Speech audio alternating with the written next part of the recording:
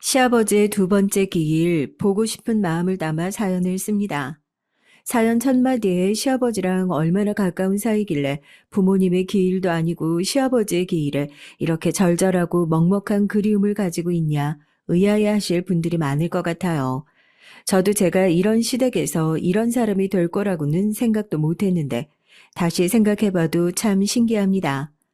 사람들이 좋은 곳으로 여행을 다녀오고 나면 그 여행을 다녀온 짧은 기억으로 몇 달을 먹고 산다는 얘기를 하잖아요. 저도 저희 시아버지도 짧은 인생의 기억 덕분에 평생을 감사하며 살만한 감동적인 일들이 있어 이 얘기를 통해 그리운 마음도 달랠 겸 여러분에게 감동도 드릴 겸 겸사겸사 사연을 써보게 됐습니다. 제 나이가 벌써 50대 후반을 바라보고 있으니 천의 고아인 제가 이 집에 시집을 온 지도 벌써 30년이 다 되어 가네요. 좀 특이한 인연이긴 한데요. 제가 남편을 처음 만났던 곳이 바로 여기 시댁입니다. 그게 무슨 소린가 싶죠. 지금부터 특이한 저희 가족의 사연을 한번 얘기해 보겠습니다. 저는 말씀드린 것처럼 양친 모두가 계시지 않아요. 제가 바닥에 발 한 번을 못 대게 늘 업고 다니셨던 저희 아버지는 불의의 사고로 제가 5살이 되던 해에 갑자기 세상을 떠나시게 됐습니다. 그래도 아버지와 헤어지기 전까지 남아있는 기억들이 아버지에게 잔뜩 사랑받았던 기억들 뿐이라서 참 다행이라는 생각이 들어요. 나도 한때는 우리 부모님에게 사랑받는 자식이었구나. 그리 기억할 수 있으니까요. 아버지가 돌아가시고 나서 젊은 저희 어머니는 저를 혼자서 키우기 벅차고 힘드셨나 봅니다. 아직 초등학교도 들어가지 않은 제 손을 붙잡고 무작정 외삼촌네 집에 찾아가서 저를 두고 새벽에 어디론가 떠나버리셨어요. 그날 새벽에 누군가 머리맡에 앉아서 눈물을 훌쩍이면서 제 머리칼을 쓸어 넘겨주셨는데 지금 생각해보니까 그게 저희 어머니의 마지막 인사였다고 생각하면 졸린 눈을 억지로라도 번쩍 떠서 잘 가라는 인사라도 건네볼 걸 후회가 됩니다.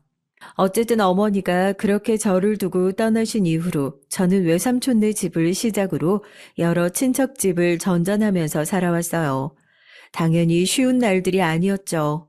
어렸을 때부터 배부르게 실컷 먹은 거라고는 눈칫밥밖에 없어 그렇게 살아왔네요. 내가 무슨 자선 사업가예요? 이러다가 나도 우리 애 두고 집 나가게 생겼어. 하여튼 나는 더 이상 쟤를 절대로 키울 자신이 없으니까 그런 줄 알아요.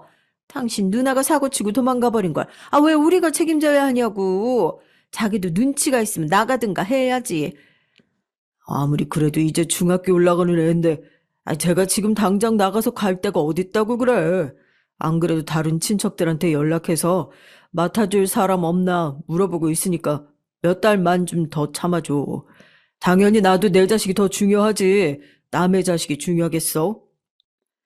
외숙모랑 외삼촌이 저 때문에 싸우는 날들이 부쩍 늘어갈 때쯤 저도 이대로라면 집에서 쫓겨날 수도 있겠구나 어렴풋이 생각을 했었죠. 그때부터 제 생활력이 극한으로 강해졌던 것 같습니다. 이 집에서 뭐 얼마 되지 않더라도 밥벌이라도 해야 눈칫밥이라도 얻어 먹으면서 지낼 수 있겠구나 싶었으니까요. 제가 다른 건 몰라도 공부는 곧잘 했었거든요. 사실 그때는 할 수 있는 게 공부밖에 없겠다 싶어서 죽어라 공부를 했던 건데, 뭐 학원이나 개인 교습 하나 없이도 공부를 곧잘 하니까 또래 친구들이나 저보다 나이 어린 친구들 부모님이 저희 외삼촌한테 비결이 뭐냐, 집에서 어떻게 공부를 가르치는 거냐 물어보셨대요. 그게 생각이 나서 그 나이 때에 하기 당찬 생각이긴 하지만 동네에 사는 초등학생 집에 찾아가서 내가 과외를 해주겠다. 공부를 잘하는 것만큼 가르치는 것도 잘한다. 성적이 안 오르면 과외비도 안 받겠다. 그렇게 배짱을 부리고 과외를 시켜달라고 했던 거죠. 제 당찬 태도에 엄마들도 솔깃해서 속는 셈 치고 한 달만 시켜볼까 했던 거고 그렇게 처음 과외를 시작했는데 귀신같이 제가 가르치자마자 성적이 오르기 시작하더라고요. 이게 한번 입소문이 나기 시작하니까 그러면 우리 애도 좀 봐줄 수 있냐, 우리 애도 좀 봐줄 수 있냐, 이렇게 얘기가 나온 거예요. 저도 저보다 나이 어린 친구들을 가르쳐 주는 게 재밌기도 하고, 제가 과외비라고 받아봤자 그 당시에 얼마나 받았겠어요. 그래도 여러 명을 가르치다 보니 적어도 외숙모네 집에 살면서 눈치 보지 않고 달마다 생활비다 하고 챙겨드릴 수 있을 정도의 돈이 되는 거예요. 사람이 살면서 죽으라는 법은 없다고 그렇게 생활비 명목으로 외삼촌과 외숙모를 좀 떼어드리고 저는 나중에 제가 독립했을 때를 생각해서 학비를 모으고 그렇게 지냈습니다. 고등학교는 그곳과는 조금 먼 곳에 떨어져 있던 곳으로 다니면서 저는 자연스럽게 거처를 이모댁으로 옮겼어요. 거기서도 생활은 비슷했습니다. 적당히 눈칫밥을 먹으면서 생활을 했고 제 또래였던 외사촌 과외부터 시작해서 동네 애들의 과외를 해주면서 생활비와 학비를 벌어가며 다녔죠. 그렇게 외삼촌네 큰이모네 작은이모네를 돌아다니면서 생활을 하면서 저도 어느덧 성인이 되어 대학에 입학할 나이가 됐고 언제까지 이런 생활을 할 수 없겠다 싶어서 작은 월세방을 얻어 전전하던 친척집을 나와 독립생활을 하기 시작했습니다. 학비가 감당되지 않아서 대학교는 1년 다니고 휴학을 하고 또 휴학한 기간 동안 일을 하고 과외를 하고 학비를 모으고 이런 식으로 대학도 힘들게 졸업을 했어요. 부모님 지원을 받아가면서 먹고 살 걱정 없이 편하게 학교를 다니는 또래 친구들이 부러운 날도 있었지만 그래도 세상에 나를 태어나게 해주신 게 어디냐. 내 환경은 내가 극복할 수 있다는 생각으로 버텼죠. 그렇게 대학교를 5년 동안 다녔습니다. 주변 친구들은 휴학을 하고 학비를 벌기 위해 밤낮 없이 일을 하는 제 모습을 보면서 다들 대학을 졸업하기는 글렀구나 생각했다는데 엄청난 의지력이었죠. 사회에 나가서 뭐라도 하려면 대학교 졸업장이라도 있어야겠다 싶어서 무슨 일이 있어도 학교는 마치자 했었는데 학교 졸업식에 축하해주는 사람 하나 없이 홀로 쓸쓸하게 졸업장을 들고 서 있는데 문득 제가 얼마나 힘들게 살아왔는지 아득바득 살아왔는지 주마등처럼 스쳐 지나가 졸업식장에서 혼자 오열을 하기도 했더랍니다. 그렇게 생활력이 강한 제가 선택한 진로는 학습지 선생님이었어요. 사실 대학 재학 당시 성적이 좋았거든요. 저희 학과 정원이 100명이 넘어가는데도 상위 10% 안에 들 정도였으니까요. 휴학을 하고 복학을 한 이후에 교직 이수 신청을 해서 사범대가 아니었지만 교육과정을 통해 교원 자격증을 취득해 놓은 상태였습니다. 학교 선생님에 도전해볼까 생각도 있었지만 당시에는 사립대 기준으로 선생님이 되기 위해서 학교에 어마어마한 기부금을 내야만 가능했을 정도로 사람은 많고 경쟁은 치열할 때였거든요. 저는 당장 다음 달 월세는 어떻게 내나 내일은 또 뭘 먹고 사나 걱정했을 때였으니까 오히려 제 학력과 경력을 살려서 학습지 선생님을 하게 됐습니다. 다들 그동안 공부한 게 아깝다며 무슨 학습지 선생이나 하냐고 했지만 오히려 방문교사직이 천직인가 싶을 정도로 저한테 잘 맞더라고요. 어렸을 때부터 동네에서 애들 모아놓고 가르치던 게 큰 밑거름이 되지 않았나 그렇게 생각합니다. 영업 능력도 꽤나 좋고 교원 자격증까지 갖추고 있는 가정교사 선생님이었으니까 학습지 선생님이었지만 여기저기 찾는 곳도 많고 옷돈을 더 줄 테니 따로 개인 교습을 해달라고 요청하시는 학부모님들도 많이 있었어요. 제가 사연을 시작하는 앞머리에 남편을 만난 곳이 시댁이었다라는 얘기를 했는데 기억하시죠? 이제야 남편과 어떻게 만났는지 얘기를 시작해 볼게요. 학습지 교사였던 제가 시댁에서 남편을 처음 볼 수 있었던 이유는 대강 짐작은 가지 않으시나요? 맞습니다. 당시 시댁은 어마어마한 부잣집이었어요. 대대로 철강업을 해오던 집안에서 시아버지가 단독으로 사업체를 운영하면서 지금은 몇 번 이름이 바뀌긴 했지만 유명 기업의 회장님이 되셨고 큰아들인 남편, 둘째 아들, 막내딸 모두 아버님의 회사에서 각자 한 자리씩 맡아 일하고 있는 상황이었어요. 그런 집에 어떻게 들어가게 됐냐면요. 정말 우연한 기회였습니다. 제가 그때 학습지 업체에서는 나름대로 좀 유명한 스타 강사였어요. 어느 날 제가 맡고 있는 학부모 한 분이 수업이 끝나고 나서 차를 한잔 하고 가라며 저를 붙잡으시더라고요. 뒤에 수업도 없고 종종 상담을 목적으로 차나 한잔 하고 가라고 붙잡으시는 선생님들이 계시니까 이번에도 그런 경우겠다 싶어서 알겠다고 웃으면서 학부모를 기다리는데 수업이 끝나고 나니 학부모뿐만 아니라 다른 지인이 한 분 차담을 함께 하시더라고요. 그 사람이 나중에 제 동서가 될 줄 몰랐던 거죠. 선생님, 제가 저번에 지나가는 말로 한번 얘기한 적 있는데, 뭐뭐 철강 둘째 아들 있잖아요. 그분 사모님이 여기가 애가 아직 어리긴 하거든. 초등학교도 안 들어가긴 했는데, 선생님도 이런 집에서 개인 교습 많이 해봐서 알 거 아니에요. 요즘 애들은 들어가서 뒤처지지 않으려면 일찌감치 준비를 해야 하거든. 내가 얘기 들어보니까 요즘 초등학교 들어가기 전에 중학교 1학년 과정까지 끝내는 애들도 있다면서요? 그렇게 따지면 우리도 엄청 늦은 거지. 나도 걱정이 이만저만이 아니야. 하여튼 사모님이 선생님 얘기 듣더니 꼭 한번 뵀으면 좋겠다. 먼저 얘기를 꺼내주셔서 내가 어렵게 만든 자리예요. 얘기 많이 들었어요, 선생님. 저희 애가 아직 6살인데 영어는 기본적인 파닉스는 다 할 줄 아는 상태고 영어에 너무 신경을 쓰다 보니까 국어 쪽이 조금 약해요. 저희 아버님이 워낙 꼬장꼬장한 분이라서 영어는 잘하고 국어는 못한다. 어린애를 어떻게 못 살게 구시는지. 마음 같아서는 화가 안 보이는 대로 유학이라도 보내고 싶다만 여튼 이쪽에서 잘 가르치시는 걸로 꽤나 유명하다고 들었는데 어때요? 우리 집에서 입주교사로 일 한번 해보는 거. 당연히 입주교사니까 저희 애 가르치는 동안에는 다른 애들은 케어 안 해주시는 것을 조건으로 했으면 좋겠고 다른 애들 케어 안 하는 조건을 제시하는 만큼 저희 쪽에서도 섭섭하지 않도록 금액은 조정해 드릴게요. 선생님 사정도 대강은 알고 있고 나쁘지 않은 조건 같은데요. 나쁘지 않은 조건이 아니라 그 당시에는 눈이 뒤집힐 정도로 좋은 조건이었습니다. 하루에 여러 탕씩 과일을 띄워도 저 하나 살아갈 생활비 마련하는 게 말 맞다나 쉬운 일이 아니었는데 입주 가정교사라고 하면 없어도 못 들어가는 자리인 거죠. 집값 걱정 없겠다, 식비 걱정 없겠다. 하루에 여러 군데씩 돌아다니지 않아도 되니까 교통비도 절약되고 남은 시간에 제 공부를 할 수 있으니까요.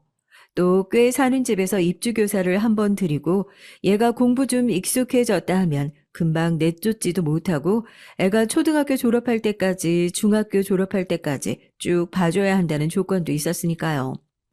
움직일 때마다 돈이 줄줄 어디론가 새어나가는 느낌이었는데 갑자기 지갑이 주둥이가 확 오므려지는 느낌이 들었죠. 뭐 어디 드라마에 나오는 여주인공처럼 생각해보고 연락드릴게요. 알겠습니다. 나중에 다시 얘기하시죠. 이런 얘기는 입 밖으로 꺼내지도 않고 무조건 하겠다고 감사하겠다고 명함을 냉큼 받아들고 인사를 넙죽했습니다. 그렇게 저는 시댁에 입주 가정교사로 처음 들어가기도 했어요. 살면서 그렇게 별천지 같은 집은 처음 봐서 들어가자마자 입이 떡 벌어지더라고요. 한남동이 지금처럼 잘 나갈 때도 아니었고 저도 내로라 하는 집에 수업을 여러 번 가봐서 어지간한 부잣집을 보고 그렇게 기가 죽는 사람은 아니었는데 별채에 중정에 수영장까지 딸려있는 집은 어디 영화에서도 본 적이 없는 그런 느낌이었습니다. 집안에서 일을 하는 사람은 얼마나 많은지 제가 캐리어를 끌고 들어가자마자 몇 명이 달라붙어서 오늘 오시기로 한 가정교사분이시죠? 짐 이리 주세요. 안쪽으로 안내해 드릴게요. 하고 정신없이 저를 안내해 주셨습니다.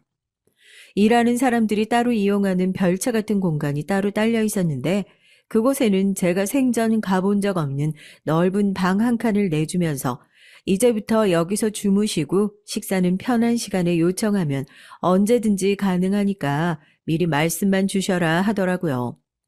입주 가정부로 들어온 처지지만 하루아침에 바닥에 나앉은 거지에서 공주님 흉내라도 내볼 수 있는 하녀로 신분 상승이라도 한 것 같은 기분에 괜히 으쓱해지기까지 했다니까요. 여튼 그렇게 가정교사 생활을 시작하게 됐습니다. 동서의 아들, 그러니까 제가 가르쳐야 하는 조카는 그런 부잣집에서 오랫동안 교육을 받아왔던 아이라서 오히려 제가 수업을 하는 다른 아이에 비해 버릇없이 행동하거나 시끄럽게 굴지도 않았고 더 얌전하고 집중력 있게 수업을 했기 때문에 아이를 가르치는 일 때문에 힘든 일은 전혀 없었어요. 다만 입주 가정교사라는 특성상 저도 모르게 그 집에 있는 가족들을 마주칠 때마다 주눅 들고 기가 죽는 것 같은 기분은 어쩔 수가 없더라고요. 특히 모든 직원들이 두려워하는 존재였던 회장님. 그러니까 저희 시아버지를 마주할 때면 조금 더 난감했습니다. 저는 아버님과 처음 마주했을 때 못 알아보는 결례를 범했거든요. 너무 편안한 인상에 소탈한 옷차림을 하고 계신 아버님이 집에 잠깐 놀러 오신 손님인가 그런 생각을 했을 정도니까요. 수업이 끝나고 별채로 돌아가려다가 날씨가 너무 좋아 잠시 산책을 하는데 어떤 노신사가 말을 걸기에 몇 마디 맞추어 얘기를 했는데 정말 크게 즐거워하시더라고요. 저도 이 집에 들어와서 누군가 그렇게 마음 편히 얘기를 해본 게 처음이었으니까요. 입주 가정교사 한 명 들어왔다고 하더니 아가씨인가 보구만. 보아하니 어디 부잣집에서 곱게 자라면서 공부만 했을 것 같은데. 이런 일이 불편하진 않은가 봐요. 말이 좋아 입주 가정교사지 둘째가 그렇게 호락호락한 성격은 아니고 눈치 받는 일로 따지면 입주 가정부 못지 않을 것 같은데 어째 일은 잘 맞아요? 아, 그게 무슨 말씀이세요? 예전에 먹고 살던 눈칫밥에 비하면 지금은 천국이 따로 없어요. 저도 처음 뵙는 분한테 이런 얘기 하는 게 주책이다 싶긴 한데요. 부잣집에서 곱게 자라면서 공부만 했을 것 같다고 봐주시니 너무 감사하긴 한데, 제가 보기와 다르게 온실 속 잡초처럼 자란 스타일이거든요. 믿기지 않으시겠지만 힘들게 이 자리까지 올라온 거거든요. 제 얘기에 시아버지는 흥미로운 눈을 하고, 그래, 무슨 일이 있었는지 들어보자고 하시더라고요. 그렇게 저희는 중정에 앉아서 종종 옛날 얘기를 나누면서 시간을 보냈습니다. 전 아주 어렸을 때 아버지가 돌아가셨잖아요. 그래서 그런지 아버지 또래의 나이 많은 남자랑 그렇게 길게 얘기를 해볼 기회가 없었거든요. 제가 살아왔던 얘기를 진지한 태도로 들어주시고 때로는 위로를 해주시고 그런 모습에서 저는 처음으로 나에게도 아버지가 계셨다면 이런 기분이었겠구나 하는 마음을 느꼈습니다.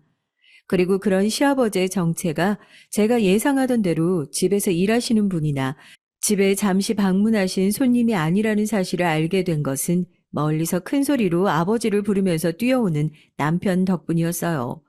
다른 건 몰라도 남편 얼굴은 알고 있었거든요. 땡땡 철강을 물려받을 철강계의 금수저다 뭐다 하는데 집에서는 동생보다 먼저 장가도 들지 못하는 골칫덩어리라는 얘기를 종종 들었으니까요. 그런데 그런 사람이 아버지를 부르며 숨을 헐떡이는 모습을 보고 저는 그제서야 제가 즐겁게 얘기를 나누던 노 신사가 이 집의 진짜 주인이자 땡땡 기업의 회장님이었다는 사실을 알게 되고 입을 떡 벌렸습니다. 아버님은 머쓱하게 웃으시더라고요. 얘기를 나누다 보니까 너무 재밌어서 내가 어떤 사람이다 밝힐 겨를이 없더라고. 본의 아니게 속인 것 같아서 미안하구만. 정식으로 인사하지. 아가씨가 일하고 있는 이 집 주인일세. 서구야, 이 아가씨가 얼마나 현명하고 성실한지 너도 아마 얘기 들어보면 깜짝 놀랄 거다. 젊은 나이에 산전수전 다 겪으면서 살아왔더라고. 이 아가씨 얘기를 듣는데 꼭 내가 옛날에 아무것도 없이 맨손으로 일 시작했을 때가 생각이 나서 기분이 묘하더구나. 아가씨만 괜찮으면 부족한 우리 아들이라도 소개시켜주고 싶은데 말이야. 남편은 얼굴이 새빨개져서 벌써 노망이라도 나신 거냐면서 아버님을 질질 끌고 가고 저도 괜히 얼굴이 화끈거리더라고요.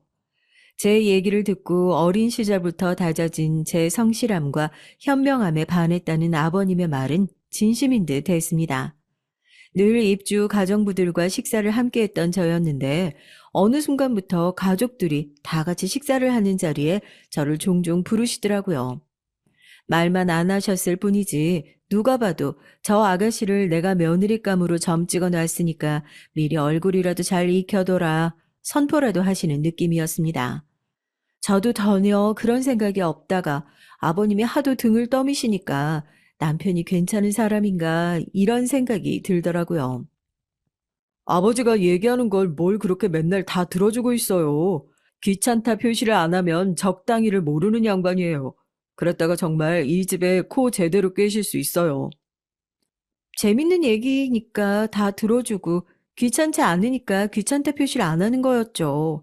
언제 들어도 적당히 재밌고 과하게 불편하지 않고 등 떠미는 것도 그렇게 나쁘지만은 않아요. 우습게 들리시겠지만 저한테도 가족이 생긴 것 같은 기분이거든요. 아버님이 열심히 등을 떠미신 덕분인지 저랑 남편이 대화를 하는 날들도 많아졌습니다. 처음에는 그저 회사 생각, 일 생각밖에 없는 까칠한 사람인 줄 알았지만 은근히 다정한 구석도 있고 누구보다도 아버지를 사랑하는 게 잘 느껴지는 사람이더라고요. 나이도 비슷한 젊은 남녀가 함께 시간을 보내는 날들이 길어지다 보니까 아버님이 그렇게 원하시는 대로 저희는 좋은 감정을 가지고 잘 만나게 됐고 결국 결혼까지 꼴이 날 수 있었습니다. 물론 모두에게 축복받는 결혼은 아니었어요. 시아버지와 남편을 제외한 시댁 식구들, 아주버님, 동서, 시누이는 어떻게 입주 가정교사랑 결혼을 할 수 있냐면서 출신이 저렇게 생겼는데 뭐 제대로 된 사람일 리가 있겠냐고 처음엔 결사반대를 했습니다. 그렇다고 제 결혼이 순탄치 못했냐? 그런 것도 아니었어요. 저에겐 세상에서 가장 큰 든든한 아군이 있었거든요. 그건 바로 남편도 아닌 아버님이었습니다. 출신 성부를 따져 물을 거면 나부터 따져 물어야 하지 않겠냐? 나도 일찌감치 부모 없이 맨손으로 여기까지 왔는데 그럼 나도 성공하지 못했으면 너네 말 맞다나 출신이 초라한 사람 아니야? 그런 사람 밑에서 나온 너네는 또 어떻고? 그럼 너네도 초라한 사람이냐? 출신 성분 따져 묻기 전에 그 사람이 어떤 인생을 살아왔는지 보는 눈을 키워야지. 내가 어느 때인데 아직도 출신 말도 안 되는 것들을 따져가면서 살고 있어. 어리석은 것들. 시아버지의 말 한마디에 결혼을 반대하던 시댁 식구들 모두가 꼬리를 금방 내렸죠. 저한테는 한없이 따뜻하셨던 시아버지였지만 아니다 싶은 일에는 남들이 아무리 설득을 해도 강단 있게 본인 소신을 밀고 나가시는 분이었고 아버님이 가지고 계신 재산이 어마어마했으니 가족들은 설령 마음에 안 드는 부분이 있더라도 아버님 앞에서는 찍소리도 하지 못하는 게 당연했습니다. 그런 아버님이 가장 좋아하는 건 저희 부부였어요. 다른 자식들이랑 다르게 고분고분하지 않고 적당히 대들 줄 안다나요? 저희 남편은 아버님 성격을 쏙 빼다 닮아서 아버님이 아무리 달래고 설득을 해도 기명기다 아니면 아니다 소신 있게 자기 의견을 밀고 나가는 사람이었어요. 그러니까 동생들이 다 결혼할 때까지 결혼을 안 하고 버티고 있었나 싶기도 하고요. 남편 말로는 저를 만나기 위해서 결혼을 안 하고 버틴 거라고 하던데 그런 말에 속을 여자가 세상 어디 있겠어요. 시아버지라는 든든한 아군을 등에 업고 올린 결혼식은 성대했고 저의 결혼 생활은 행복했답니다. 그동안 어렵게 살아왔던 인생을 보상받기라도 하는 것처럼 남편과 시아버지의 무한한 사랑을 받으면서 그 집에서 행복하게 지낼 수 있었어요. 이제는 가정교사 신분이 아니라 큰어머니의 자리에서 조카들을 가르치고 맏며느리로서 집안 살림을 배워나가면서 가정을 꾸려나갔습니다. 한 가지 변하지 않았던 게 있었네요.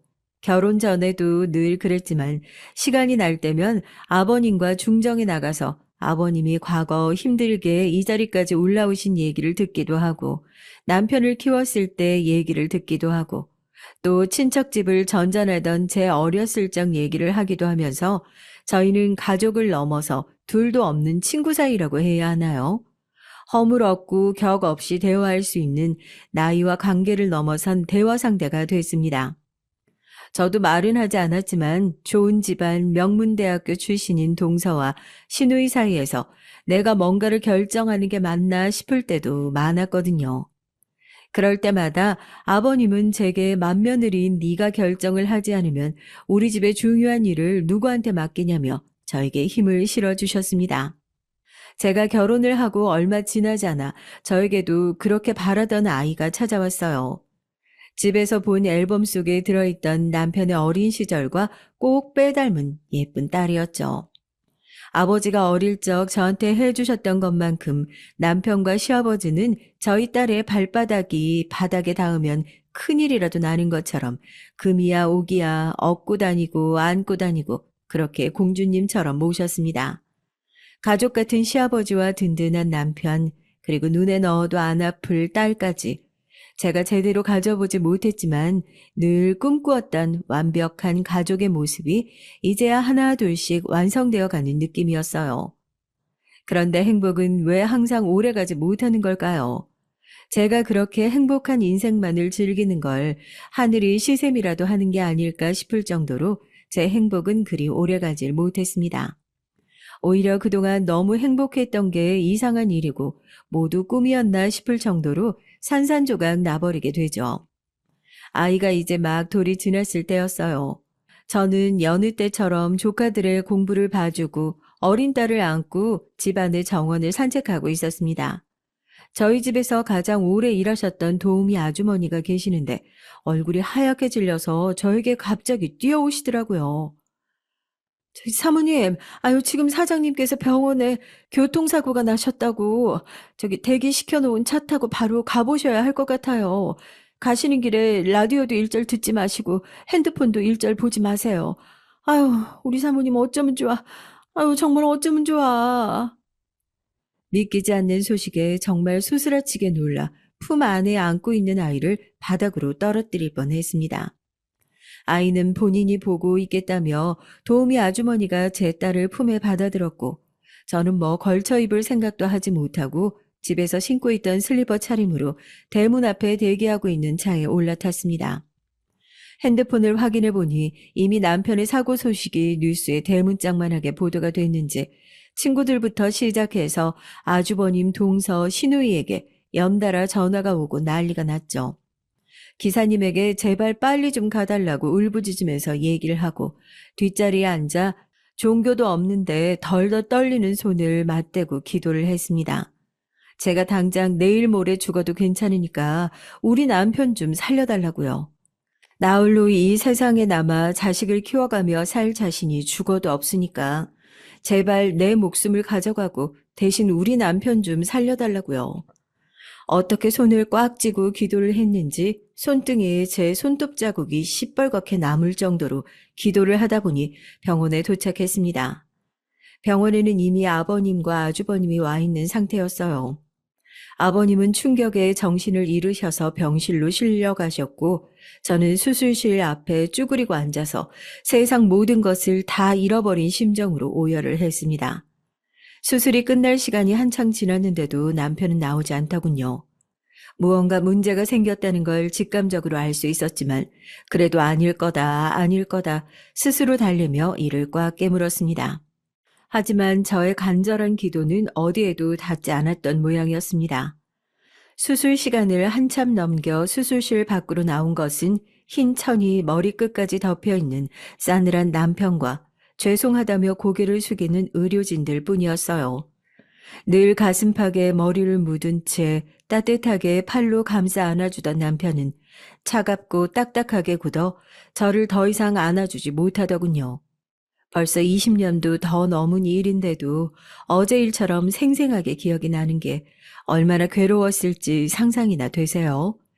남편이 지병이라도 있었다면, 단순히 병환 때문에 그런 상황이 된 거라면 최소한 이제 곧 남편이 떠나겠구나 마음의 준비라도 할 수 있었을 텐데 모든 상황이 갑작스럽게 벌어진 동에 그게 가장 견디기 힘든 부분이었던 것 같아요. 상황은 순식간에 빠르게 변했습니다. 승계 1순위였던 남편의 사망으로 저 역시 집안에서 가족들이 잘 보여야 하는 대상에서 아버님만 계시지 않으면 별 볼 일 없는 맏며느리, 언제 이 집을 떠나도 이상하지 않을 여자, 그렇게 한순간에 변하게 된 거였죠. 매일 잠들어 있는 딸의 얼굴을 쓰다듬으면서 저는 저를 놔두고 집을 나간 어머니의 마음을 이해하게 됐습니다. 사실 그때는 이 집에 홀로 남아서 이 아이를 어떻게 키워야 할지 그저 막막한 마음뿐이었어요. 당시에 제가 버틸 수 있었던 건 그래도 아버님이 계셨기 때문이 아닐까 싶습니다. 물론 남편의 빈자리를 대신할 수는 없었지만 아버님은 최선을 다해 손녀를 사랑해 주셨어요. 그때 제 나이가 32살. 지금은 이 나이를 먹고도 아직 결혼을 안 한 사람이 많잖아요. 그때 저도 이런 일을 처음 겪어보고 어떻게 해야 할지 모를 정도로 어린 나이였습니다. 평범한 집안이 아니었잖아요. 아주버님도 그렇고 동생도 그렇고 시누이도 그렇고 늘 저를 남편 없는 집에 어떻게든 눌러 앉아 보려는, 어떻게든 자기 몫의 재산을 챙겨가려고 하는 그런 파렴치한으로 보는 느낌이었습니다. 그게 아니라 친정도 어디 비빌 데 하나 없는 저였기에 나가고 싶어도 나갈 수 없는 상황이었는데 말입니다. 다시 과거로 돌아간 느낌이었어요. 외삼촌네 집에 얹혀 살던 그때 말입니다. 제가 이 집에 붙어 있기 위해서는 그 이유를 끊임없이 증명해야만 하는 그런 느낌이었죠. 아버님은 그럴 필요 없다, 괜찮다 하셨지만 이 집에는 아버님만 계셨던 게 아니었고 이제는 든든하게 제 편이 되어줄 남편도 없었으니까요. 제 나름대로 딸아이를 지켜주면서 키우기 위해서는 시댁 식구들이 눈치를 주더라도 뻔뻔하게 알박기를 하고 버티고 있어야만 할 명분이 있었습니다. 아버님은 그런 저를 안쓰러워하시면서도 혹시라도 본인이 저를 더 안쓰러워하고 챙겨주는 것이 가족들에게 좋은 먹잇감이 될까봐 늘 경계하시면서 저와 제 딸의 울타리가 되어주셨습니다. 그래도 한 가지 다행인 건 이 집에서 아이를 키우면서 눈치는 좀 보이더라도 적어도 제 아이만큼은 부족함 없이 키워낼 수 있는 환경이 갖춰져 있다는 게 참 다행이었죠. 아이가 자라면 자랄수록 아버님이 부쩍 기력이 빠져가시는 게 느껴졌어요. 저희는 늘 그랬듯이 종종 중정에서 만나 얘기를 나누고 맏며느리인 제가 무얼 할 수 있을까요, 아버님 묻기도 하면서 시간을 보냈지만 그렇게 정정하시던 아버님도 세월을 피해 가실 수는 없으시더라고요. 하루가 다르게 제 말을 잘 알아듣지 못하시는 날들이 많아졌고 잔병치레가 많아져서 남들 다 걸리는 가벼운 감기에 걸리더라도 며칠을 알아누워 방에서 꼼짝도 못하시는 일들이 생기기 시작했습니다. 제 아이가 고등학교에 올라가고 얼마 지나지 않아서 저는 또 한 번의 끔찍하게 괴로운 소식을 접하게 됐어요. 그건 바로 시아버지의 암 소식이었습니다. 남편의 사고가 갑작스럽게 찾아왔다면 시아버지의 병환은 오랜 시간에 걸쳐 서서히 찾아왔기 때문인지 아니면 저도 이 집에서 아이를 키우면서 많이 흔들리고 깎이고 단단해졌기 때문인지 몰라도 조금은 무덤덤하게 받아들일 수 있었습니다. 암의 전이 수준이 깊고 아버님의 연세 때문이라도 이제는 더 이상 수술을 하는 건 몸에 큰 무리가 가는 일이기 때문에 불가능하다는 진단을 받았을 때 저는 그저 잠시 화장실에 들어가서 눈물을 한바탕 쏟아내고 말 정도였어요. 많이 발전했죠. 엄마, 할아버지 돌아가시면 그럼 우리 정말 이 집에서 나가는 거야? 고모가 지난번에 그러더라고. 너네 가족이 그래도 아직까지 이 집에 발붙이고 있을 수 있는 건 할아버지 때문이라고. 정말 우리 할아버지 잘못되시면 나가야 하는 거야? 난 엄마랑 둘이 같이 살 수만 있다면 이 집에서 나가는 것도 나쁘지 않아. 우리가 왜 이 집에서 나가겠어? 이 집은 할아버지 집이기도 하지만 돌아가신 아빠 집이기도 하잖아. 여기가 우리 집이고 여기가 우리 가족이 있는데 나갈 일이 뭐 있겠어. 쓸데없는 생각하지 말고 김 박사님 말씀 들었지? 할아버지한테 이제 남아있는 시간이 많이 없어. 너 할아버지가 너를 얼마나 사랑해 주셨는지 기억 안 나? 원래 같으면 네가 다 크고 어른이 돼서 그 사랑을 갚아도 모자랄 텐데 이제 할아버지한테 시간이 얼마 남지 않았으니까 넌 더 짧은 시간 동안 할아버지 많이 사랑해 드려야 하는 거야. 알겠지? 딸이 하는 얘기를 듣는 순간 깜짝 놀랐습니다. 제가 없는 자리에서 평소에 저희 딸이 시댁 식구들에게 나쁜 소리를 들었을까봐 걱정도 되더라고요. 그때 제가 딸에게 덤덤하게 대답을 해주었지만 더 이상 우리를 감싸주는 아버님과 남편이 없는 이상 정말 딸아이의 말대로 우리가 이 집에서 살 날이 얼마 남지 않았는지 모르겠다. 그런 생각이 들더라고요. 어떻게든 이 집에서 아득바득 더 버텨봐야지라는 생각보다 딸에게 얘기해 준 것처럼 있는 동안에 어떻게 하면 시아버님과 더 시간을 보낼 수 있을지, 어떻게 하면 후회를 남기지 않고 웃으면서 마지막 인사를 할 수 있을지를 고민했던 것 같습니다. 남편이 세상을 뜨고 나서 저는 100% 시댁 돈으로 생활했던 게 아니라 다시 학습지 교사 일을 나갔어요. 제 딸에게 제가 땀 흘려 번 돈으로 더 좋은 것들을 해주고 싶은 마음도 컸고 아무 일도 하지 않고 집에서 가만히 돈만 타서 쓰면서 생활하는 것보단 제 힘으로 한 푼이라도 벌어야 저도 당당하게 목소리를 낼 수 있으니까요. 제가 어떤 집안 며느리로 있는지 아는 사람들은 그렇게 열심히 일을 다니고 있는 제 모습을 보면서 남편 죽고 나서 집안에서 팽당한 거다. 벌써 그 집안에서 맏며느리부터 잘라내려고 저렇게 밖으로 일을 내보내면서 돌리는 거다. 그런 얘기를 하면서 수군거리기도 했지만 오히려 저희 딸은 고모나 작은 엄마는 매일 집에만 있는데 출퇴근하는 엄마가 멋지다며 엄지를 치켜 세워주더라고요. 그런 딸을 두고 제가 잠시라도 나쁜 생각을 할 틈이나 있었겠어요. 어떻게 하면 이 애와 더 열심히 잘 살아볼까 궁리해도 모자란 시간들이었죠. 하지만 그렇게 좋아하는 저의 일도 오로지 아버님의 병수발을 위해서 그만두었습니다. 가족들은 아버님의 상태가 점점 더 악화되고 있는데도 불구하고 오로지 제밥에만 관심이 있는 사람들처럼 보였어요. 아버지가 돌아가시고 나면 지분 정리는 어떻게 해야 할지, 상속분은 또 어떻게 처리해야 할지, 어떻게 하면 저에게 최소한의 것들만 던져주고 사람들 입방아에 오르내리지 않을 수 있을지 그런 쓸데없는 것들을 고민하는데 많은 시간을 할애했습니다. 하지만 저는 달랐어요. 딸이 하교하고 나면 할아버지의 병원으로 오라고 했고 일까지 관두고 상태가 점점 더 심각해져가는 아버님의 곁을 지켰습니다. 저에겐 너무나도 당연한 일이었어요. 가족이었으니까요. 가족이라는 이름으로 넘치는 사랑을 받았으니까요. 제가 갚을 수 있는 일이라고는 생명이 쓰러져가는 이 마지막 순간에 외롭지 않도록 곁에 있어드리는 것, 이거 하나밖에 할 수 없었으니까요. 그 당시 제가 할 수 있는 최선을 다했던 거죠. 아버님, 기억나세요? 애기 아빠 그렇게 허망하게 가버리고 나서 저 진짜 죽어버릴까 생각했었어요. 아버님도 보신 적 있으시죠? 저 찬장에 수면제 가득 처방받아 놔서 놔뒀던 거. 하루에도 몇 번씩 그 찬장을 열었다가 닫았다가 내가 정말 여기서 계속 사는 게 맞나 고민했었는데 아버님이 어느 날 그 모습 보시고 그때부터 정말 딸처럼 챙겨주셨잖아요. 어디 나갔다 오시면 저 좋아한다고 찹쌀 도너츠 사오시질 않나.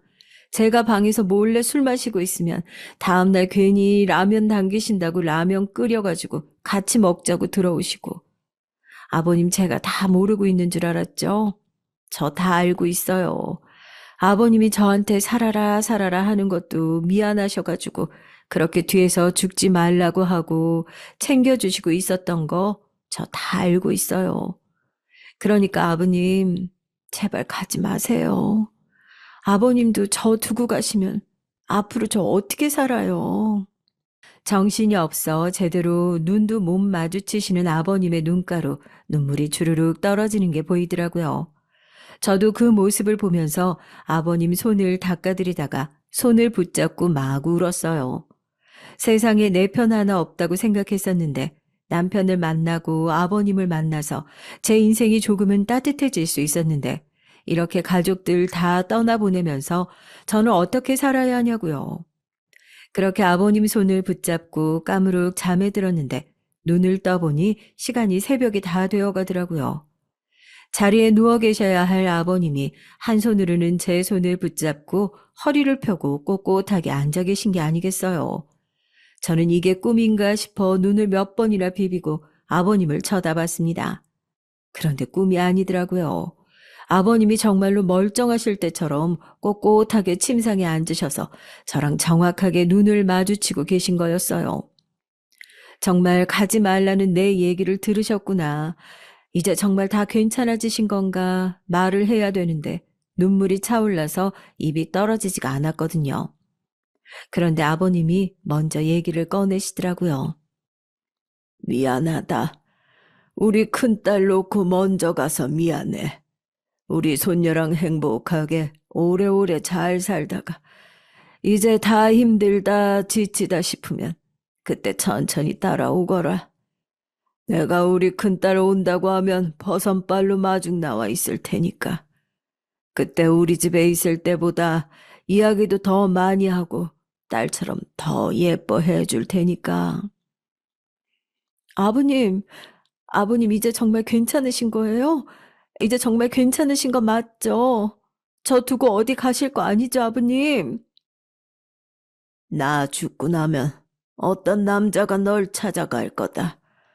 너 살아있는 동안 큰 도움을 줄 사람이니 잊지 말고 따라가거라. 정말 꿈 같은 대화였죠. 몇 시간 전까지 눈도 제대로 맞추지 못하던 아버님이 갑자기 벌떡 일어나셔서 저한테 알 수 없는 얘기를 남기시는 걸 보면서 이게 정말 꿈인지 생신지 싶더라고요. 얘기를 마친 아버님은 날씨가 춥다며 창문을 꽉 닫아달라 말씀하시고 직접 이불을 덮고 다시 누우셨습니다. 그리고 그 새벽에 결국 세상을 떠나셨어요. 지금 생각해보면 왜 어르신들이 돌아가시기 직전에 잠깐 반짝하고 정신이 돌아오신다고 하잖아요. 저희 아버님도 그런 게 아니었나 싶어요. 저한테 마지막으로 인사를 하기 위해서 그때 마지막 남은 모든 힘을 다 끌어다가 정신을 차리신 게 아니었나 싶더라고요. 그리고 그럴 때 제가 옆에 있을 수 있어서 뭐 일을 한다, 애를 봐야 한다는 핑계로 병실을 비우지 않고 옆에 붙어 있어서 참 다행이라는 생각이 들었죠. 이미 시댁 식구들은 아버지의 죽음을 어느 정도 준비한 상태였기 때문이에 장례식은 일사천리로 진행됐습니다. 아버님이 돌아가시고 나니 안 그래도 찬밥 신세였던 저는 정말로 이 집에서 완전히 배제된 것 같은 생각이 들더라고요. 남편도 없지, 시아버지도 안 계시지. 이 집과의 연결고리란 연결고리는 다 끊긴 것 같다는 생각이 들었습니다. 그렇게 시댁 식구들이 재산 분쟁으로 서로 변호사를 선임하고 난리를 피울 동안 저는 그저 조용히 딸아이와 아버님의 빈소를 지켰습니다. 최대한 그런 시끄러운 집안의 사정이 저승까지 들리지 않게끔 막는 역할이라도 해야겠다 싶었죠. 새벽까지 아버님 빈소를 지키고 있어 저도 잠이 쏟아지는 와중에 그 새벽에 멀끔하게 양복을 차려입은 사람이 주변을 두리번거리더니 영정 앞으로 다가와 저에게 꾸벅 인사를 하더라고요. 사모님 안녕하세요. 회장님 살아생전에 지시받은 것들이 있어 해결하려고 찾아왔습니다. 여기서 말씀 나누시기 곤란하실 것 같으니까 잠시 제 차로 이동하시죠. 순간 이 사람을 정말 믿고 따라가도 되는 건가 멈칫했지만 그때 아버님이 돌아가시기 직전에 저한테 해주신 말씀이 갑자기 생각이 나더라고요. 본인이 돌아가시고 나면 어떤 남자가 찾아올 거고 제가 사는데 큰 도움을 줄 사람이니 잘 따라가는 그 얘기요. 그 얘기가 갑자기 머릿속에서 펑 하고 떠올라서 저는 홀린 듯이 아버님의 빈소를 찾아온 처음 보는 그 남자를 따라 차에 올라탔습니다. 그 남자는 누가 지켜보기라도 하는 것처럼 주변을 잔뜩 경계를 하더니 차를 장례식장 뒤편에 외진 곳에 주차를 하더라고요. 정말 이러다 무슨 일이 나는 게 아닌가 싶어서 저도 눈을 꼭 감고 명함을 받아봤는데 자세히 보니 변호사 명함이었습니다. 명함에 적혀 있는 이름은 아버님에게서 몇 번이나 들어본 적이 있는 이름이었어요. 회장님께서 투병 생활 시작하시면서 재산 처분에 대한 논의를 저랑 같이 하셨고 유언장을 몇 번이나 고치셨습니다. 자식들이 있는데 오로지 자기 아버지 죽을 날이 빨리 다가오길 기도하는 놈들밖에 없다면서 저런 속빈 강정들에게 회사를 맡겨서 회사가 어떻게 굴러갈지 그때도 늘 회사 걱정뿐이셨어요. 그리고 두 번째로 가장 많이 하셨던 게 사모님 걱정이었습니다. 회장님께서 세상을 떠나시면 그 집에서 힘이나 제대로 쓸 수 없을 거라면서 저에게 사모님의 힘이 되어달라 그렇게 부탁하셨습니다. 아, 아버님은 정말로 가시기 전까지 내 걱정만 하다가 가셨구나. 그런 생각이 들어서 다시금 울컥하더라고요. 저에게 손수건을 건넨 변호사는 들고 온 가방에서 봉인된 봉투 하나를 꺼내고 저에게 설명을 하기 시작했어요. 봉투 안에 들어있는 건 아버님의 유언장이었습니다. 지분부터 시작해서 집, 땅, 주식, 경영권에 대한 것까지 상세하게 적어 놓으셨어요. 가장 놀라운 부분은 아버님이 가지고 계신 대부분의 유산을 이미 제 명의로 정리해 놓으셨다는 거였습니다. 저도 알지 못하는 사이에 저와 제 딸에게 남겨주신 것들이 어마어마하셨던 거죠. 유언장뿐만 아니라 저에게만 남기신 짧은 편지도 한 통 들어 있었습니다. 개인적인 내용이 많이 들어있어서 내용을 다 밝힐 수는 없지만 과부가 되어도 죽지 않고 제 딸을 키우며 살아줘서 고맙다는 얘기, 남편을 떠나보내고도 이 집안을 등지지 않아줘서 고맙다는 얘기, 그리고 본인이 힘없고 별 볼 일 없는 노인이 될 때까지도 자분손을 놓지 않고 곁에 있어줘서 고맙다는 얘기들이 빼곡하게 적혀 있었습니다. 아버님은 본인이 세상을 떠나시고 나면 형제들끼리 얼마나 큰 재산 분쟁을 시작할지 미리 다 내다보신 것 같았어요. 제가 불필요한 분쟁에 상처받지 않도록 미리 필요한 것들을 다 돌려준다는 내용과 유산뿐만 아니라 아버님의 고문 변호사까지 함께 남기니 분쟁을 할 만한 일이 생기거나 불미스러운 일이 생길 경우 아버님의 변호사를 통해 나머지 일들을 해결해 나갔으면 한다는 조언까지 남겨주셨던 거죠. 정말 믿기지 않았습니다. 어떻게 보면 자식들보다 더 많은 양의 몫을 저를 위해서 남겨주신 거였으니까요. 변호사의 덧붙여진 설명을 들어보니 이미 오랜 시간부터 불필요한 분쟁을 최소화하기 위해서 본인과 많은 의논을 하셨고 이 유언장 내용은 이번 주 내로 형제들한테도 발표가 될 예정이니 그 전에 본인과 준비해야 할 것들을 준비하자는 얘기였습니다. 제가 했던 것들에 비하면 너무 과분한 아버님의 선물이었지만 그래도 저를 생각해 주신 것들을 더 이상 빼앗기면 안 된다는 생각에 변호사님과 그 새벽에 차 안에서 앞으로 일어날 일들에 대한 얘기를 나누면서 저 나름대로 철저하게 준비를 해왔던 것 같아요. 아버님의 유언장이 발표되고 변호사님과 제가 예상했던 것처럼 자식들은 거품을 물고 저를 찾아와 따져 물었습니다. 대체 우리 아버지에게 무슨 꽃뱀 같은 짓을 했길래 이렇게 재산을 싹 다 돌려준 거냐. 한때 가족이라고 생각했던 사람들이 재산 문제가 얽히니 앞뒤 가리지 않고 막말을 쏟아내더라고요. 아주버님, 아가씨, 이런 사람들이기 때문에 아버님이 아무것도 남겨주지 않았다는 생각은 한 번도 안 해보신 거예요? 지금 제가 가진 지분이 얼마나 되는지는 알고 계시는 거죠?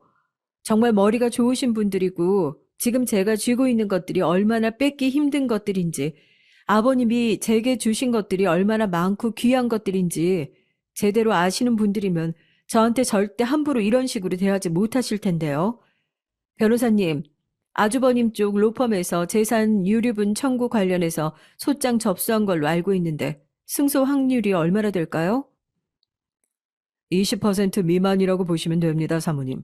승소 확률도 낮을 뿐더러 그쪽 로펌에서 재판 결과 뒤집으려고 판사에게 로비를 한 정황이 밝혀져서 더 이상 고소가 진행될 수 있는 확률도 10% 미만이라고 보시면 됩니다. 형수님, 우리도 더 이상 아버지 유산을 다시 분배하자 이런 얘기 하지 않겠습니다. 다만 이 회사는 다른 사람이 아닌 우리 가족들이 일궈낸 결과예요. 절대 다른 사람 손에 넘어가는 꼴 볼 수 없습니다. 아버지도 그런 걸 바라시는 건 아닐 거예요. 그러니까 다른 건 몰라도 경영권만큼은 우리 형제들한테 돌아갈 수 있도록 돌려주세요. 제 부탁은 딱 그거 하나뿐입니다. 터무니없는 승소 확률을 들은 아주버님도 결국 모든 것을 체념했다는 듯이 저에게 경영권이라도 본인이 이어가게 할 수 있도록 도와달라고 결국 무릎을 꿇으셨어요. 그 모습을 보면서 깨달았죠. 아버님이 제게 남겨주신 건 단순히 유산이 아니라 제가 이 집에서 딸아이와 안전하게 지낼 수 있는 무소불위의 권력이었다는 사실을 말입니다. 저 역시 이 집안이 일궈온 경영권에 손대고 싶은 마음은 일절 없었기에 저와 딸아이 앞으로 받은 주식과 이사의 권한으로 경영권을 아주버님께 승계받을 수 있게 도움을 주겠다 약속했어요. 그제서야 가족들도 안도의 한숨을 내쉬면서 조금은 유하게 저희를 받아들이더라고요. 벌써 2년이 지났네요. 그 일이 있었던지도 아버님의 두 번째 기일을 챙기기 위해 아직도 조금은 불편한 사이인 아주버님과 시누이가 곧 집으로 찾아올 겁니다. 그렇게 가족들이 모두 떠나간 쓸쓸한 집을 지키면서도 제가 외롭지 않을 수 있는 이유는 남편과 아버님과 함께했던 짧은 결혼 생활, 긴 시댁 생활이 저에게 평생 잊을 수 없는 따뜻한 추억이 됐기 때문입니다. 중장에 있는 꽃들이 지고 녹음이 짙어지고 있네요. 늘 저기서 본인이 심으신 꽃들을 하나하나 둘러보면서 저에게 꽃말에 얽힌 얘기를 설명해 주시던 아버님이 오늘따라 유난히 그립습니다. 하늘에 계신 아버지에게 제 마음이 닿길 바라며 마지막으로 인사를 건네고 싶네요. 아버님, 아버님 덕분에 저 이 집에서 아버님 손녀랑 좋은 추억 쌓아가면서 잘 지내고 있어요. 나중에 지치고 힘들어서 하늘나라로 올라가면 아버님이 제일 먼저 마중을 나와주신다는 그 얘기 저 잊지 않았어요.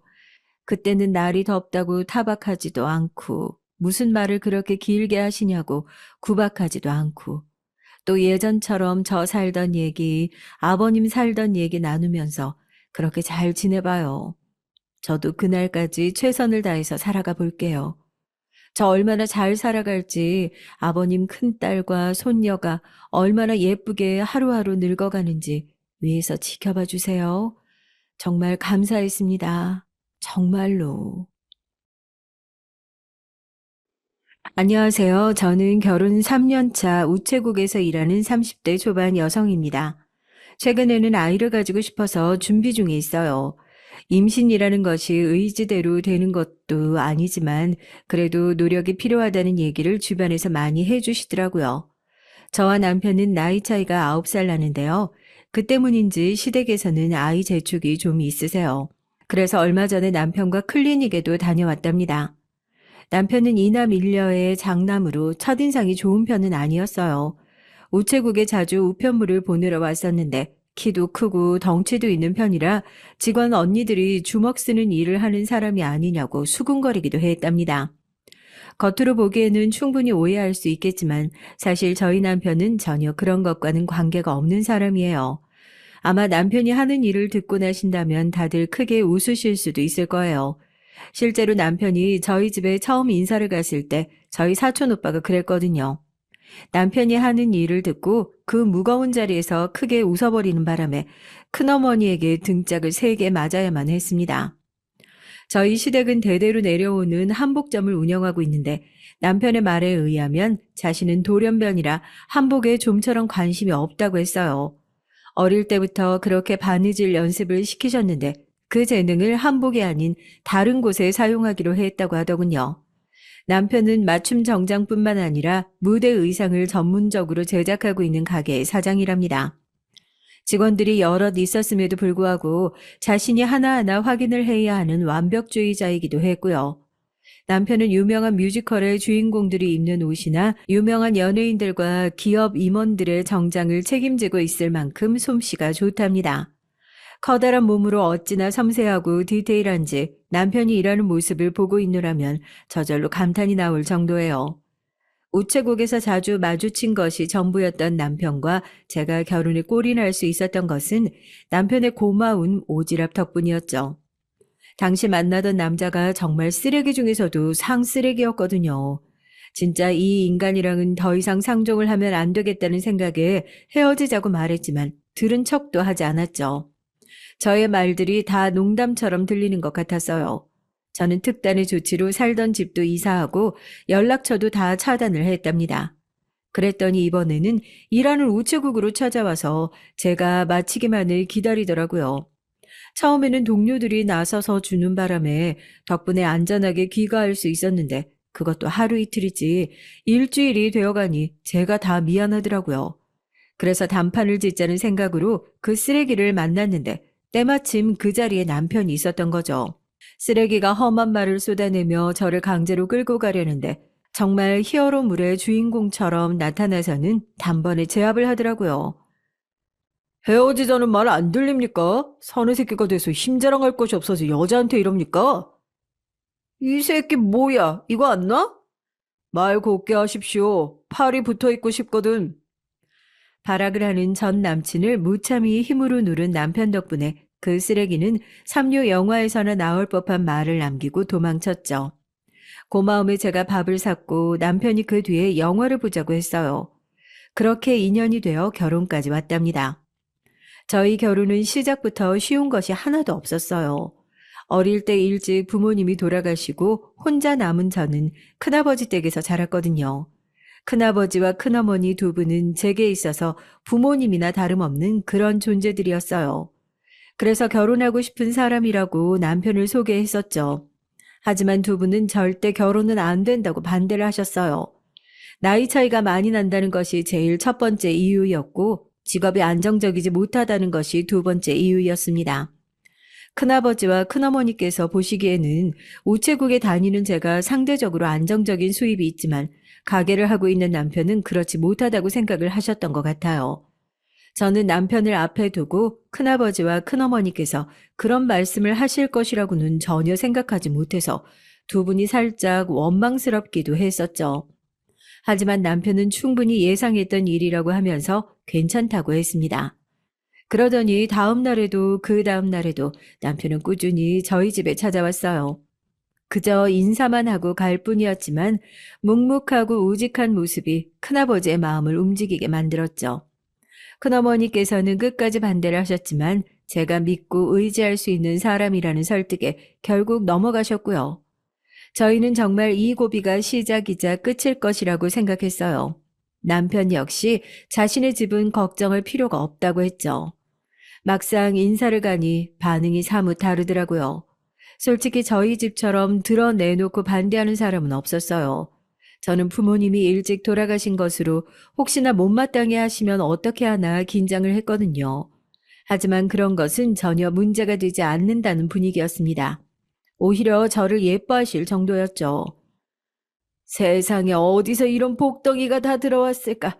큰 녀석이 결혼에는 아무 생각이 없는 줄 알았더니만 아가씨를 만나려고 그랬나 봐요. 저 녀석이 일만 죽어라 했지 연애는 도통 관심이 없었거든. 오죽하면 내가 여자가 싫은가 싶었다니까. 그런데 이렇게 참하고 고운 아가씨를 인사시킨다고 데리고 오다니 너무 고마워요. 아니에요, 어머니. 그런 말씀 마세요. 시어머니께서는 몇 번이고 제 손을 잡고는 고맙다는 말씀을 하셨죠. 오히려 듣고 있는 제가 다 민망할 정도로 말이에요. 하지만 이런 화기애애한 분위기 속에서 딱 두 사람만 자기들끼리 수군거리면서 제 쪽을 힐끔 보고 있더라고요. 기분 나쁜 시선으로 말이죠. 마치 사람을 품평하듯이 위아래로 훑어보는 것은 기본이요. 뭐가 그렇게 웃긴지 자기들끼리 귓속말을 하면서 웃더라고요. 시선은 제게 고정된 상태로 말이죠. 남편의 막내 동생인 아가씨와 손이 아래 동서였습니다. 큰오빠는 어떻게 막내 동생보다 어린 여자랑 결혼할 생각을 해? 양심도 없지. 나이 차이가 어때서 두 사람이 서로 잘 맞고 행복하게 살면 그뿐이지. 별트집을 다 잡고 그래. 말이 그렇다고. 솔직히 한두 살도 아니고 반올림하면 띠동갑이야. 누가 나이 차이를 반올림을 해. 시비 걸 생각 아니면 그만 입 다물어. 아가씨는 남편의 한마디에 입을 삐죽거리면서 고개를 돌렸죠. 큰어머니께서 제가 인사를 간다고 했을 때 저보다 나이 차이가 많이 나는 동서와 아가씨랑 잘 지낼 수 있겠냐고 걱정을 많이 하셨거든요. 왜 그런 말씀을 하시는지 이해를 못했는데 막상 와서 보니 알겠더라고요. 시어머니께서 덕담을 해주시며 제게 이것저것 물어보시는 동안에도 동서와 아가씨는 자신들 세상에 빠져서는 자꾸만 저를 보면서 웃었어요. 처음에는 그러려니 하고 넘기려고 했는데 자꾸 반복이 되다 보니까 기분이 나빠지더라고요. 얼굴에 뭐가 묻었나 아니면 옷에 얼룩이라도 졌나 온갖 생각이 다 들었죠. 두 사람의 그런 행동은 시어머니에게도 거슬렸던 모양이었습니다. 사람 앞에 모셔두고 지금 뭐 하는 짓이야? 수군거리기나 하고, 아유. 아니, 형님이 너무 귀여우셔서요. 아주버님께 어떻게 이런 귀여운 형님을 데려왔나. 그 얘기하고 있었어요, 어머니. 그런데 나이는 나보다 5살이나 어린데 무슨 옷이, 원래 그렇게 입어요? 아니면 오늘 여기 온다고 나이 들어 보이고 싶었나 봐요? 너는 철딱서니 없이 무슨 그런 말을 해? 말 가려서 하지 못해? 아니에요, 어머님. 아가씨 제가 조금 애늙은이 같은 구석이 있기는 하죠.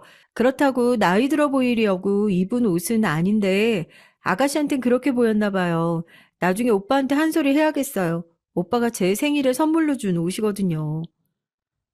아니, 뭐 옷이 이상하다 그런 말은 아니고 오빠는 우리가 옷 해달라고 하면 바쁘다고 하면서 치사하게? 아가씨는 급 당황한 얼굴로 남편의 눈치를 보면서 투덜거렸습니다. 남편은 딱히 미동 없이 여유롭게 앉아있을 뿐 대꾸도 하지 않았죠. 시어머니께서는 괜히 쓸데없는 말을 한다고 아가씨에게 한 소리를 하시고는 식사를 하러 들어가자고 하시며 제 손을 잡으셨죠.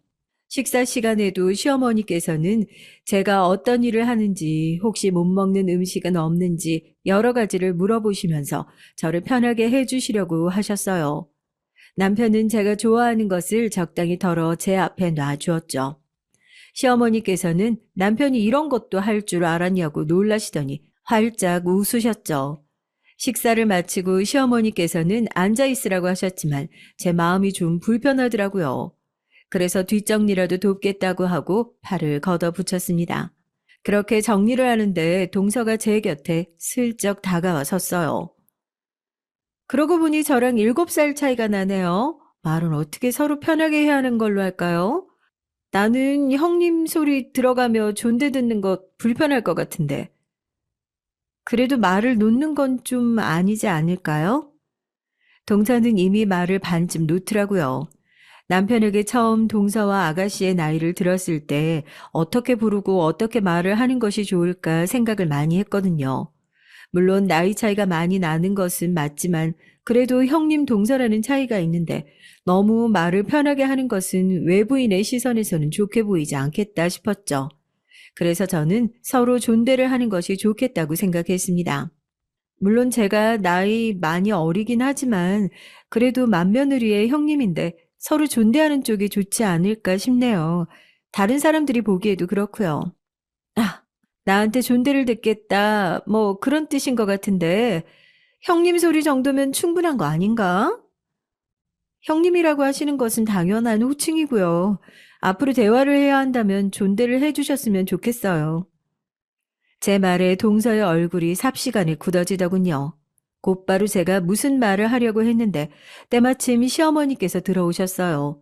둘 사이에 심상치 않은 공기를 느끼신 것인지 시어머니께서는 두 사람이 서로 부르기 애매하겠다고 먼저 얘기를 꺼내시더니 서로 간에 존대를 하면서 부르는 것이 보기 좋을 것 같다고 말씀해 주셨답니다. 딱 제가 동서에게 했던 말 그대로였죠. 동서는 불만투성이인 얼굴로 알겠다고는 대답했지만 제가 시댁을 나설 때까지 줄곧 저를 노려봤습니다. 저는 그런 동서의 시선을 피하지 않고 마주보면서 태어난 척 했답니다. 이제 한 가족이 되기로 했으니까 처음에는 불편한 것들이 있더라도 상대방 이해하려고 노력하면서 잘 지냈으면 좋겠구나. 네, 어머님. 어머님 말씀 명심할게요. 좋은 말씀 감사드립니다. 시어머니 말씀에 저 역시 행복한 가정을 만드는 것이 꿈인 사람이라 노력하겠다고 약속했어요. 결혼 준비는 손쉽게 해결됐고요.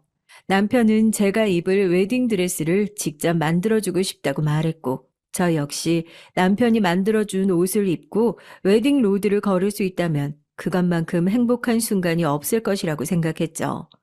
저와 남편의 결혼식은 화려하지는 않았지만 가족들의 축복을 온전히 느낄 수 있는 스몰 웨딩으로 준비를 했고 우리는 충분히 만족했답니다. 양가 어른들께서도 처음에는 불만이셨지만 막상 식이 진행되는 모습을 보시고는 정말 아름다운 결혼식이었다고 입을 모아 칭찬을 했죠. 저희는 유럽으로 신혼여행을 다녀왔어요. 시기도 딱 패션 위크라 남편이 너무 가고 싶어 했거든요.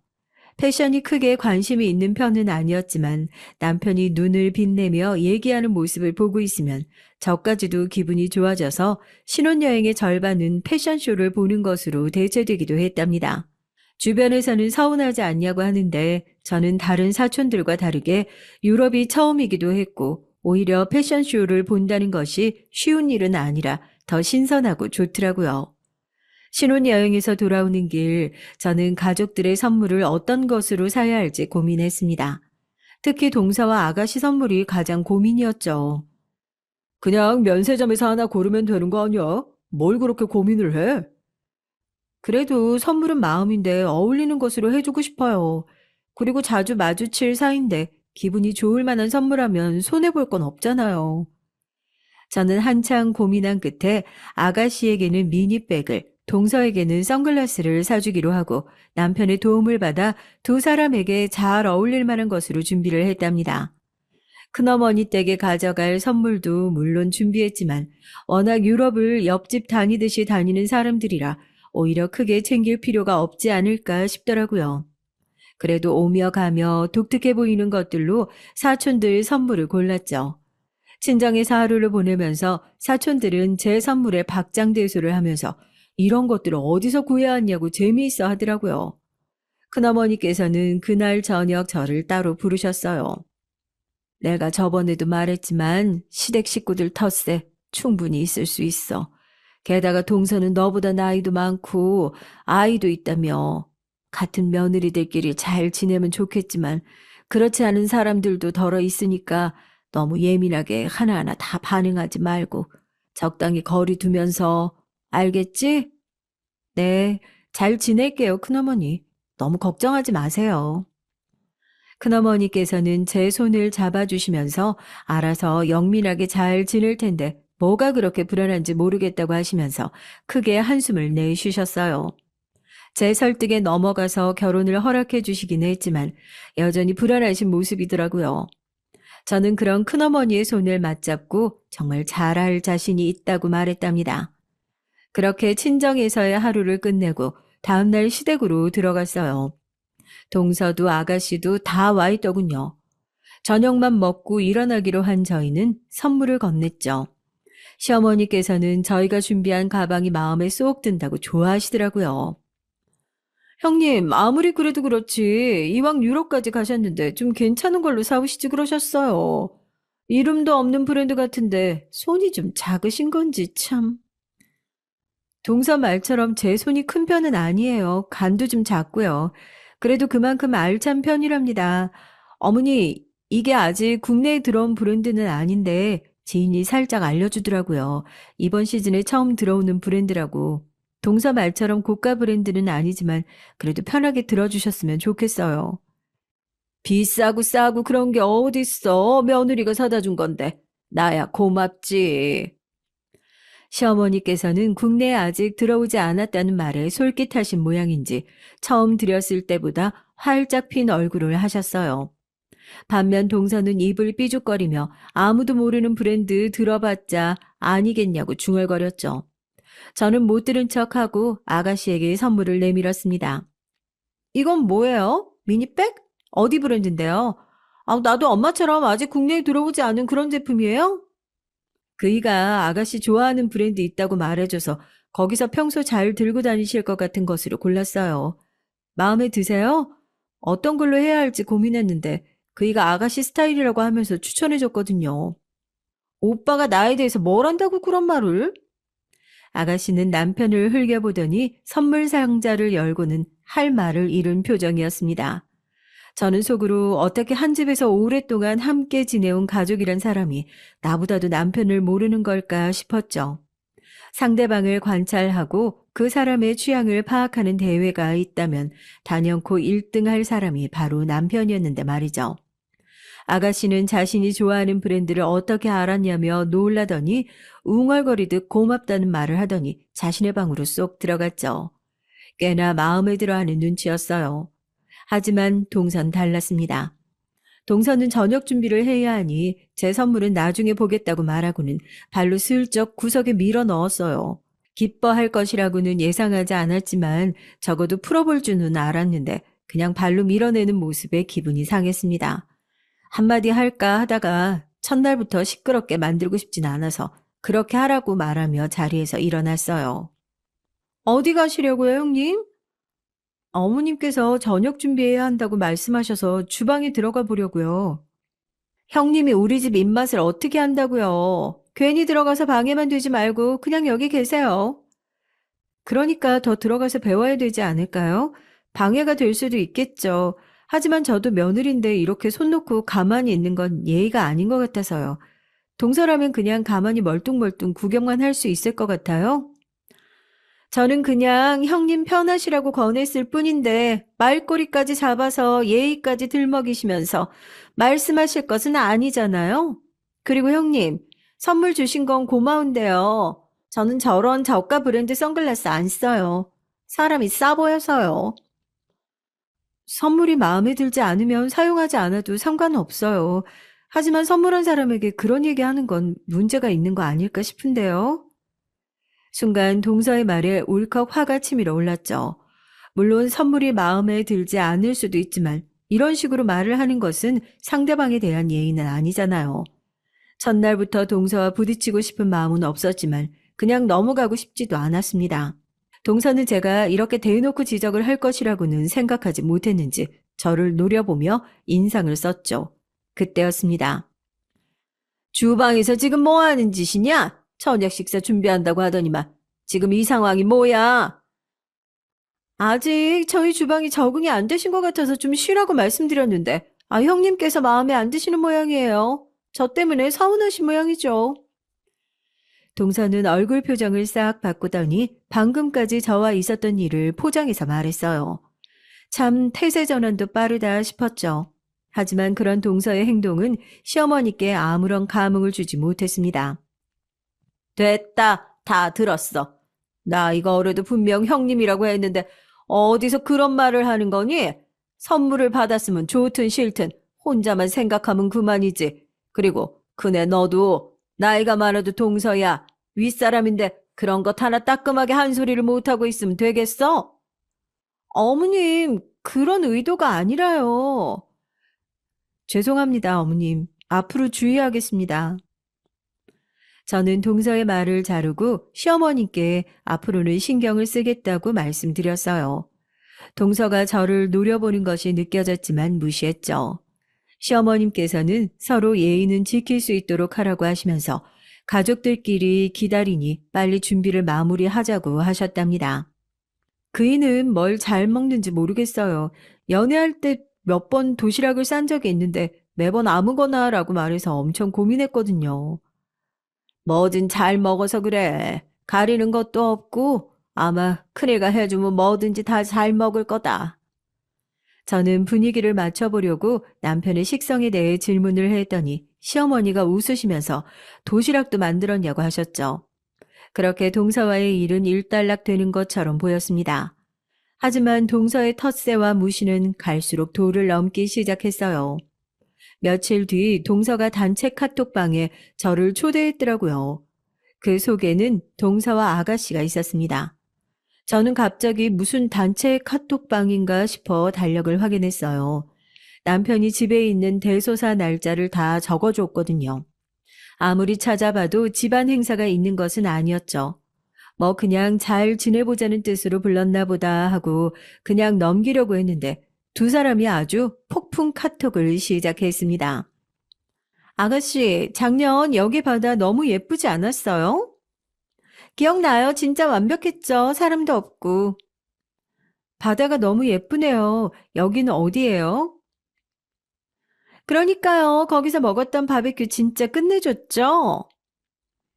와인은 또 어떻고요? 나 와인 그렇게 맛있는 줄 처음 알았잖아요? 바베큐에 와인이라니 좋았겠네요. 제가 보내드린 와인 어땠어요? 언니는 그런 와인을 어떻게 구하신 거예요? 작년 가족여행 사진을 줄줄이 올리면서 뭐가 좋았고 또 가보고 싶고 등등의 내용으로 아주 도배가 되더라고요. 의도적으로 했는지 모르겠지만 제가 중간에 끼어들고 싶어도 틈이 없더라고요. 그때부터 그냥 두 사람이 올리는 사진을 구경만 하고 있었죠. 그날 저녁 저는 남편에게 낮에 있었던 카톡을 보여주었습니다. 작년에 사이판에 갔을 때 찍은 사진이네. 가족들끼리 여름 휴가 갔었거든. 재수 씨 시집 오고 나서부터 여름 휴가는 가족들끼리 맞춰서 다녀왔거든. 사이판도 재수 씨가 가자고 해서 갔었고. 그럼 올해도 가족 여행으로 갈 계획이겠죠? 혹시 어머님이나 서방님한테 따로 들은 계획은 없어요? 딱히 얘기 들은 건 없는데 이번에도 함께 가자고 하지 않을까? 저는 남편의 얘기를 듣고 단체 카톡방에서 여름 휴가에 대한 얘기를 하자고 초대를 했나 보다 생각했죠. 아니나 다를까 다음 날부터 이번 휴가를 어디서 보내는 게 좋겠는지에 관한 대화가 올라오더라고요. 저는 개인적으로 발리에 참 가보고 싶었거든요. 친정 식구들이 여름에 쉬러 가기에는 발리만큼 좋은 곳이 없다고 늘 말하기도 했고요. 그래서 카톡으로 발리로 가는 것은 어떻겠냐고 의견을 냈습니다. 그런데 동서도 아가씨도 제 말에는 반응이 없더라고요. 그래서 혹시나 내 카톡을 놓쳤나 싶어서 다시 7월과 8월의 발리는 정말 아름답고 날씨가 좋아서 여행으로 가는 게 제격이라고 들었다고 다시 보냈죠. 하지만 이번에도 제 카톡은 무시를 한 채 자기들 둘이서만 신나게 얘기를 하더군요. 순간 저는 왜 동서가 저를 초대했는지 알 것 같더라고요. 철저히 저를 배제시켜 보겠다는 심보죠. 무슨 여고생들도 아니고 이런 걸로 사람을 유치하게 따돌리고 싶어 하다니 웃음이 나더군요. 저는 어차피 내 얘기를 듣지 않을 것이라면 둘이서 신나게 놀아라 하는 생각으로 카톡을 읽지도 않고 그냥 무시했습니다. 순식간에 100개가 쌓이더군요. 그러거나 말거나 저는 제 할 일만 하고 있었죠. 그러자 동서에게서 바로 전화가 오더라고요. 저는 업무가 바쁘다는 핑계로 전화도 받지 않았어요. 점심시간이 되자 다시 동서에게서 전화가 왔죠. 형님, 지금 뭐 하시는 거예요? 전화는 왜 안 받으세요? 우체국 업무 시간에 개인 전화 받을 수 없잖아요. 무슨 급한 일이라도 있어요? 단체 카톡방 안 보셨어요? 지금 중요한 얘기 중인데 답이 없으시잖아요. 중요한 얘기 중이었어요. 그냥 아가씨랑 동서 두 분이서 추억팔이나 하시면서 얘기하시기에 그냥 나왔죠. 무슨 중요한 얘기 하셨는데요? 올해 가족여행을 어디로 갈 것인지 얘기하고 있었잖아요. 형님은 가족여행 빠지시게요? 가족여행 당연히 같이 가야죠. 그런데 어디로 갈 건지 정하셨어요? 여름에 발리가 그렇게 날씨도 좋고 여행하기 적당하다고 하던데.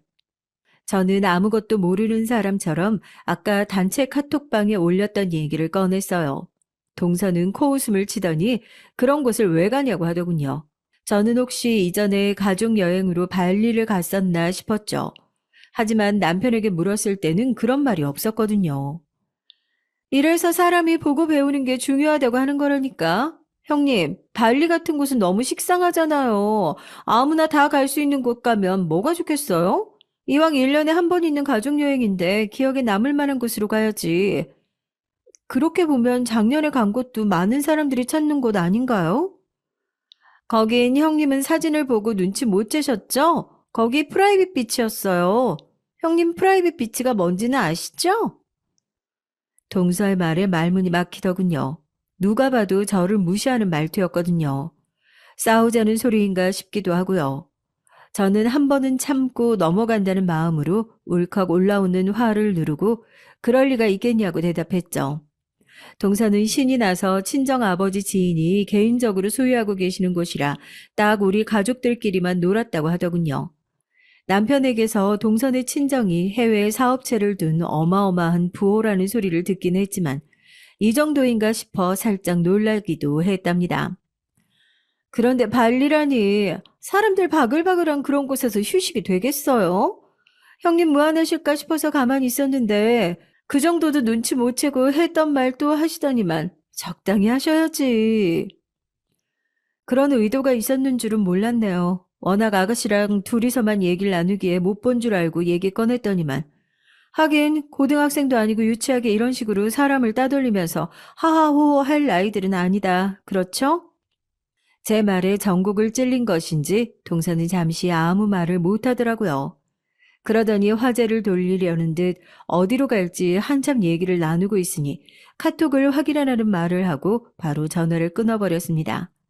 저는 점심을 먹으면서 둘이서 나누는 얘기들을 읽어봤어요. 일반적인 사람들이라면 전혀 생각도 못할 내용들이 오가고 있더라고요. 작년에 갔던 프라이빗 비치 올해는 다른 곳으로 가면 안 되겠냐는 얘기를 필두로 동서가 스위스에 집이 하나 있는데 그곳으로 가는 것도 좋을 것 같다는 등의 내용들이었죠. 솔직히 평범한 가정에서 보내는 여름 휴가 계획의 수준이 아니더라고요. 급기야 아가씨는 크루즈를 빌려서 한 바퀴 돌고 오는 것은 어떻겠냐는 말까지 하더군요. 정말 기가 막혔죠.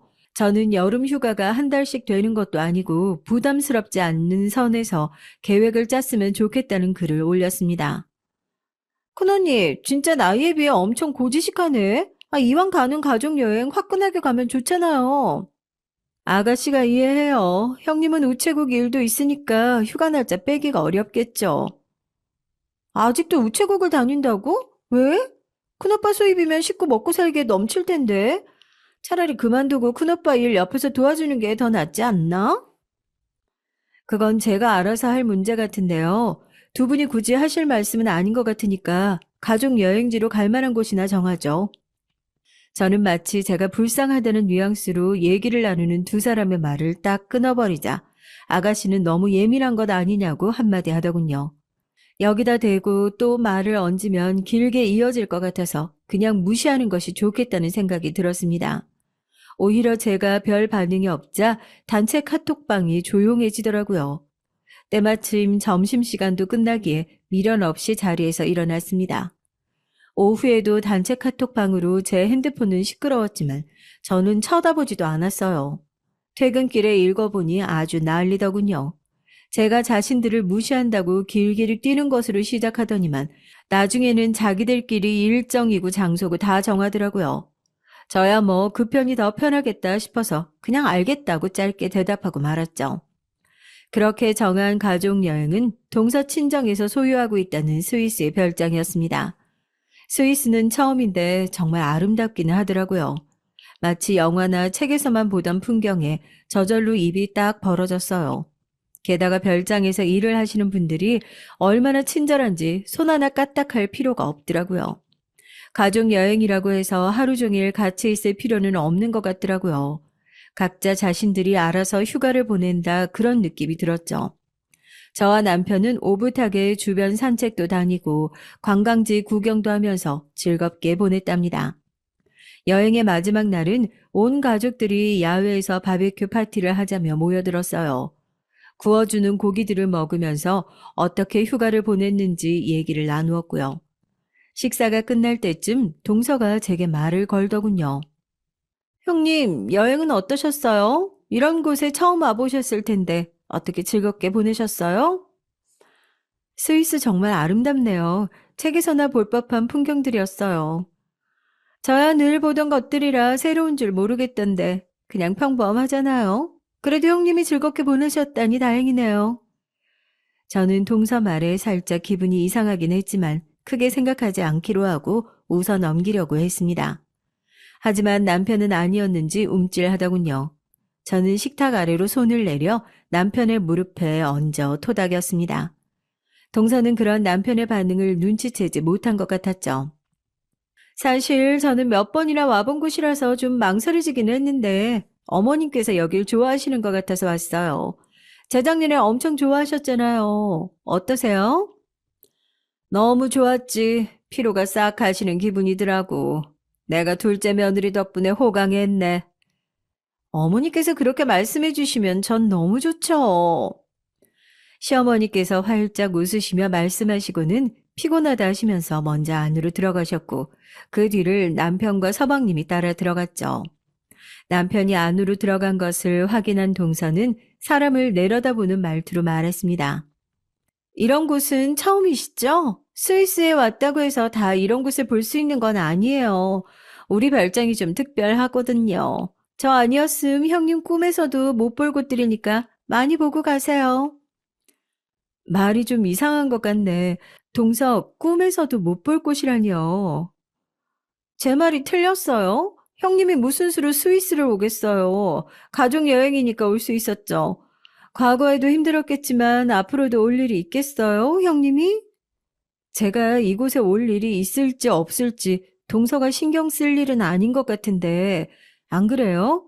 동서 덕분에 편안하게 즐기다가 돌아가는 건 고맙게 생각하지만 그 이상의 발언은 선을 넘는 것 같네요. 아름다운 경치 앞에서 행복한 기분으로 마무리하고 싶었던 저는 이를 악물고 침착하게 대꾸했지만 동서는 여전히 비아냥대기 바빴죠. 그때였습니다. 제가 무슨 선을 넘었는데요, 형님? 저한테 무슨 자격지심 있으세요? 저는 그냥 사실을 얘기했는데 갑자기 선을 넘다니요. 어디가 사실이라는 겁니까, 재수 씨? 갑자기 나타난 남편이 제 어깨에 얇은 쇼를 걸쳐주며 말했습니다. 동서는 갑작스런 남편의 등장에 당황했죠. 그 때문인지 횡설수설하면서 회사를 다니면서 해외여행이 쉽지 않겠다는 말을 했을 뿐이라고 말을 돌렸어요. 어디서부터 남편이 듣고 있었는지는 모르지만 식사 내내 동서에게 화가 나 있던 남편은 그런 동서의 말을 깨끗하게 무시하고는 제게 안으로 들어가자고 하더라고요. 저 역시 말이 통하지 않는 동서에게 진이 빠진 상태라 남편의 말에 동조했죠. 돌아갈 준비를 마친 남편과 저는 마지막 밤인데 그냥 보내기 아쉽다며 와인을 좀 더 하고 자기로 했습니다. 늦은 시간이라 사람을 불러 부탁하기도 미안해서 직접 식당으로 내려왔죠. 그런데 식당에는 아가씨와 동서가 둘이서 와인을 마시고 있더라고요. 방금 일도 있고 그래서 좀 껄끄럽긴 했지만 저는 아무렇지 않은 척 안으로 들어갔습니다. 큰언니 와인 마시게요? 네, 그이랑 와인 한 잔씩 하고 잘까 해서요. 오늘이 마지막 휴가기도 하고요. 동서가 자리에서 벌떡 일어나더니 와인 냉장고에서 한 병을 꺼내 제게 주었습니다. 저는 무슨 일로 이런 친절을 베풀어 주나 싶었죠. 형님 수준에는 이 정도가 적당하니까 다른 것들은 손댈 생각하지 마시고 이거나 드세요. 동서, 지금 뭐라고 했어요? 수준? 그리고 말을 왜 그렇게 해요? 손댈 생각하지 말라니. 사람을 무슨 도둑 취급해요? 형님 말 진짜 이상하게 하시네. 내가 언제 형님대로 도둑이라고 했어요? 와인이 뭔지도 모를 텐데 비싸 보인다고 아무거나 덥석덥석 가져가지 말고 그냥 딱 형님 수준에 맞는 걸로 들고 가라고 했을 뿐인데 형님이 비싼 와인 마신다고 해서 뭐 알겠어요? 그냥 술이면 다 똑같이 보일 텐데.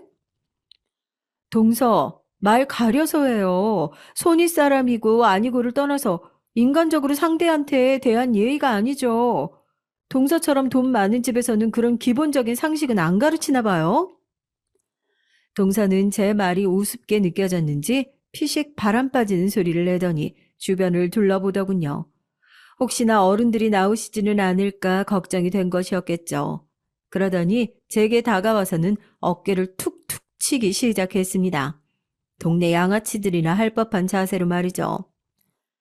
이봐요, 형님. 그쪽이나 나는 태생이 달라. 기본적 상식? 누구 앞에서 그따위 말을 올려? 여기 있는 와인들이 싸구려 와인바에서나 볼 수 있는 그런 수준인 줄 알아? 형님 월급으로도 못 살 만큼 고급 와인들이 가득이야. 그러고 보니 딱 형님이랑 나 사이 같네. 싸구려 와인바 출신과 고급 와인. 안 그래요? 큰언니 놀래겠다. 그만해요. 취했나 봐. 동서는 손가락질까지 해가며 제 속을 긁었어요.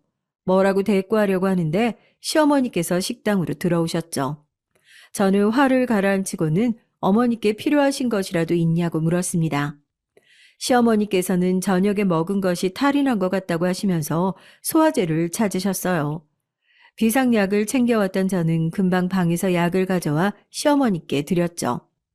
남편은 왜 빈손으로 오냐고 물었지만 너무 화가 난 저는 그냥 자자는 말만 하고 입을 꾹 다물었습니다. 그렇게 한국으로 돌아온 뒤로 저는 동서와는 더 이상 말을 섞지 않았어요. 시댁에 모이는 날에도 마찬가지였고요. 동서는 아가씨와 둘이서 계속 수군거렸지만 저는 무시로 일관했답니다. 그렇게 몇 달 시간이 흐르고 갑자기 동서에게서 저녁을 함께하자고 연락이 왔어요. 너무나도 뜬금없는 연락이라 이유를 묻지 않을 수가 없었죠. 동서 임신 축하라는 자리라고 하더군요. 이번에 셋째가 생겼다고 말이죠. 솔직히 부러웠습니다. 시어머니께서 안 그래도 아이 소식 없냐고 자꾸 물어보시기도 하고 저 역시도 아이가 너무 갖고 싶었거든요. 그런데 남편의 반응이 좀 이상하더라고요. 무슨 일이 있냐고 물어도 아무것도 아니라고만 했죠. 약속 당일 내비를 따라 남편과 함께 간 곳은 강남에 위치한 고급 레스토랑이었습니다. 예약하면 몇 달은 기본으로 기다려야 한다는 소문 난 곳이었죠. 동서 축하해요. 건강한 아기 태어났으면 해서 그이랑 준비했어요. 빈손으로 오셔도 되는데 뭘 이렇게 준비해 오셔요. 앉으세요. 동서는 종이 가방 안을 슬쩍 바라보고는 아래에 내려두고는 발로 쓱 밀더군요. 기분은 나빴지만 서방님께도 축하한다는 말을 전하며 자리에 앉았습니다. 서방님께서는 셋째는 계획이 없었는데 이렇게 생겼다고 말씀하시면서 제게도 곧 좋은 소식이 들릴 것이라고 말씀해 주셨죠. 그렇게 덕담이 오고 가는 와중에 식사가 시작됐습니다. 코스 요리가 줄줄이 들어왔어요. 음식이라는 단어로는 표현할 수 없을 만큼의 예술 작품이 접시에 담겨 나오더라고요. 음식을 눈으로 먹는다는 글을 본 적이 있는데 딱 맞는 표현이다 싶었습니다. 그렇게 한창 식사에 집중을 하는데 동서가 제게 말을 걸었어요. 형님은 마음도 불편하실 텐데 뭘 선물까지 사오셨어요? 제가 불편할 일이 뭐가 있어서요. 새 생명이 찾아왔다는 건 축복받을 일인데요. 형님 아직 나이가 어리시니까 기회가 많을 거예요. 아이는 너무 기다리면 오히려 안 찾아온다고 하니까 느긋하게 기다리시면 좋은 소식 들리겠죠. 어머님께서 재촉하시는 소리가 듣기 싫기는 하시겠지만 그건 어쩔 수 없잖아요. 듣기 싫기는요. 어머님께서 걱정하셔서 해주시는 말씀이잖아요. 그리고 동서 말처럼 아직 기회가 많으니까 저도 조급하게 생각은 안 해요. 제가 다 죄송하네요. 기다리는 쪽은 소식도 없는데 계획에도 없던 아이가 찾아오는 집도 있으니. 그만해요. 좋은 날 모였는데 왜 그래요? 큰오빠도 있는데. 동서의 말에 테이블 분위기가 점점 냉랭해지는 것을 느낀 아가씨가 눈치 빠르게 중재를 하기는 했지만 이미 마음이 상한 남편은 굳은 얼굴로 접시만 노려보고 있었죠. 서방님께서도 적당히 하라는 말과 함께 분위기를 바꿔보려 했지만 좀처럼 풀리지 않더라고요. 냉랭한 분위기로 식사를 하는데 동서가 또 제게 말을 걸더군요. 형님, 식사는 어떠셨어요? 입에 맞으셨어요? 네, 잘 먹었어요. 왜 예약이 꽉 차 있는지 알겠더라고요. 어머, 예약이 그렇게 많아요? 저야 오고 싶으면 언제든지 올 수 있는 곳이라서 그 정도인 줄 몰랐네요. 여기 오너가 친정 아버지 후배시거든요. 그래서 제 딴에는 편하게 모여서 먹을 수 있겠다 싶어서 여기로 했는데 형님께 괜히 부담드렸네요. 부담은요, 맛있게 잘 먹었어요. 동서 덕분에. 저는 다음에는 제가 자주 가는 곳에서 식사를 대접하고 싶다고 말했죠. 다른 가족들도 친목도모 차원에서 자주 있었으면 좋겠다는 말을 했답니다. 자주 모이는 곳도 좋지만 형님께서 권하시는 곳에서 보는 건 좀 걸리네요. 무슨 의미로 하는 말이에요, 동서? 그렇잖아요. 형님 부모님 잃고 큰 댁에서 더부살이 하셨다면서요. 그럼 가시는 곳이라고 해봤자 동네 식당 정도가 전부일 텐데 그런 자리에서 가족 모임 갖기에는 너무 없어 보이잖아요. 그만해, 여보. 형수님께 무슨 말이 그래? 아, 내가 틀린 말 했어? 다 자기 경험대로 사는 건데 형님 이런 거 태어나서 처음 와보시죠? 아닌 척 하셔도 형님 하시는 거 보면 다 알아요. 없이 산 사람들은 원래 이런 곳에서 다들 들통 나거든요. 정말 못 들어주겠네, 동서. 저는 더 이상 못 참겠다 싶어서 벌떡 자리에서 일어났습니다. 하지만 저보다도 더 빠르게 남편이 일어나더니 테이블 위에 있는 물을 동서의 얼굴에 끼얹었죠. 동서는 소리를 지르며 이게 무슨 짓이냐고 했지만 남편은 천천히 냅킨에 물기를 닦고는 서방님을 향해 다가갔어요. 아가씨는 큰일 났다고 중얼거리며 잽싸게 일어나 남편의 팔을 붙들었죠. 큰오빠, 정신 차려. 여기서 지금 뭐 하려고? 사람들 몰려오는 소리 안 들려? 맨정신이니까 이거 놔. 그러니 좀 말려봐요. 이러다 큰일 난다니까요. 우리 오빠 한 번 화나면 주변은 보이지도 않는 사람이라고요. 남편은 아가씨를 가볍게 옆으로 밀고는 서방님의 멱살을 대뜸 잡더니 이를 악물고 눈을 마주했죠. 곁에서 보는 것만으로도 오금이 저릴 정도였습니다. 과거 전 남친을 상대할 때 보여주었던 모습은 정말 아무것도 아니었어요. 저까지도 겁이 나서 말을 못하겠더라고요. 동서는 냅킨으로 물기를 닦으면서 눈앞에 벌어진 상황에 입만 벌리고 있었죠. 바보 같은 새끼, 겨우 저런 여자한테 속아서 여기까지 와? 좋은 대학 다 무슨 소용이야?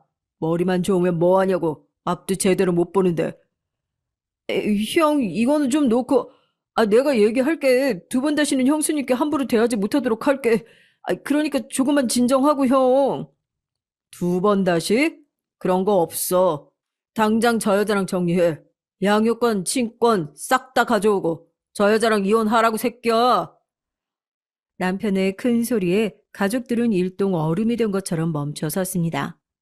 남편의 입에서 이혼이란 말이 나올 것이라고는 그 누구도 예상하지 못했거든요. 특히 당사자인 서방님과 동서는 헛것을 들은 사람처럼 눈만 껌뻑이고 있었죠. 먼저 정신을 차린 쪽은 동서였습니다. 아주버님이 뭔데 저희대로 이혼을 하라고 하시는데요?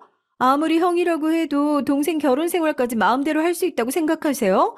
세상이나, 아주버님 원래 이런 분이셨어요? 너 같은 거랑 말 섞고 싶지 않으니까 주둥아리 다물어. 싹 다 이 자리에서 얘기하기 전에. 아니, 뭘 얘기하시겠다는 건데요. 무슨 얘기인지 모르겠지만 어디 한번 해보세요. 저는 부끄러울 거 하나 없으니까.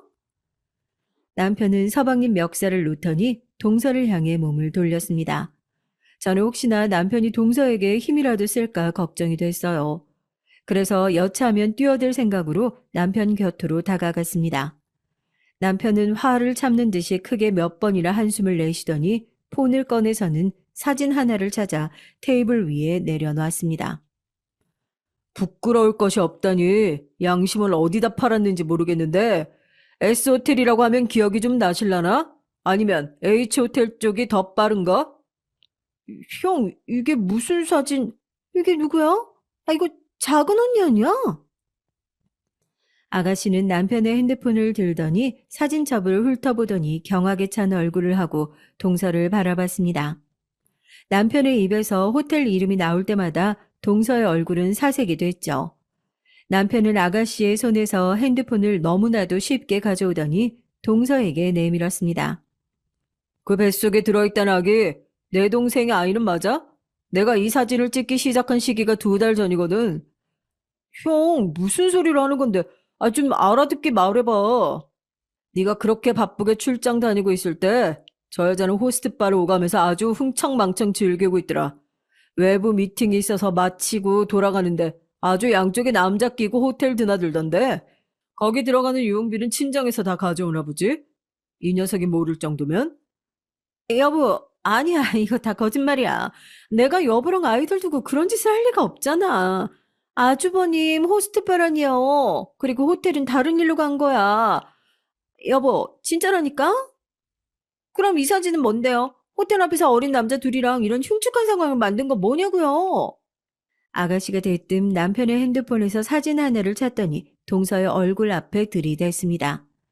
사진에는 동서가 어린 남자 둘을 양 옆에 하나씩 끼고는 뜨겁게 키스를 하는 장면이었죠. 사진을 보고 있는데 속이 거북할 정도였어요. 동서는 이런 사진까지 있을 것이라고는 생각하지 못했던 모양인지 필사적으로 핸드폰을 뺏으려고 덤볐지만 서방님이 끼어들면서 그것마저도 실패하고 말았죠. 당신 이게 사실이야? 아, 정말 내 아이가 아니야? 여보, 아니야. 아, 진짜 호스트바를 다닌 것도 맞는데, 진짜 저 사진은 기억이 없어. 술에 취했었나 봐. 나 당신이 생각하는 그런 짓 절대 안 했어. 믿어줘. 서방님은 비틀거리며 입구로 향했습니다. 아가씨는 그런 서방님을 부축해서 나갔죠. 동서가 허겁지겁 서방님께 매달렸지만 소용이 없었어요. 서방님은 자꾸만 매달리는 동서를 강하게 밀치고 그대로 나가버렸습니다. 혼자 남은 동서는 소리를 지르며 남편에게 욕을 퍼붓더니 갑자기 배를 감싸고 주저앉았습니다. 남편은 꾀병이라고 말하며 제게 나가자고 했지만 저는 혹시나 싶어 동서의 곁으로 다가갔어요. 남편의 말과는 달리 정말 동서는 고통스러운 얼굴을 하고 있었죠. 저는 당장 구급차를 부르라고 소리를 질렀고 구급차를 따라가려 했지만 남편이 고개를 저으며 어디론가 전화를 하더군요. 동서의 친정 식구 중 한 사람이었어요. 남편은 제게 오늘 있었던 일에 대해서 아무런 생각도 하지 말고 그냥 잊으라고 하더군요. 그 일이 있고 나서 시댁은 완전히 뒤집어졌습니다. 서방님께서 시어머니께 모든 일을 고백하시고는 이혼을 한다고 하셨어요. 병원으로 간 동서는 결국 아이를 지키지 못했다고 하더군요. 시어머니께서는 충격으로 알아 누우셨고요. 동서의 친정에서는 용서해달라고 몇 번이나 서방님과 시어머니를 찾아왔지만 문조차 열어주지 않으셨죠. 동서는 마음이 급했는지 제게까지 전화가 와서는 남편을 설득해달라고 애원했어요. 아주버님이 그래도 형님 말이라면 다 듣잖아요. 제가 그동안 형님께 막 했던 거 다 사과할게요. 죄송해요. 제발 아주버님 마음 좀 돌려주세요. 아주버님만 괜찮다 하시면 우리 그이도 괜찮다고 할 거예요, 형님. 동서 참 뻔뻔하네요. 어떻게 그런 짓을 저질러 놓고서도 용서를 구할 생각을 해요? 아이들한테 미안하지도 않아요? 저는 동서를 도와줄 마음이 조금도 없으니까 포기하고 그냥 이혼 도장 찍어요. 우리 식구들한테 더 이상 상처 주지 말고. 동서는 절대 그럴 수 없다면서 어떻게든 마음을 돌려달라고 말했지만 저는 전화를 끊고는 차단까지 해버렸습니다. 그 뒤로는 다들 추측하시는 대로예요. 동서가 끝까지 합의는 못한다고 버티는 바람에 이혼은 물론이고 위자료 청구 소송까지 진행됐죠. 아직 진행 중에 있기는 하지만 아무래도 남편이 말한 것처럼 양육권과 친권을 가져오는 것으로 마무리가 될 것 같네요. 저의 소망이 있다면 이 모든 일을 가족들이 빨리 잊고 상처를 회복했으면 좋겠다는 것입니다. 시간은 많이 필요하겠지만 말이에요.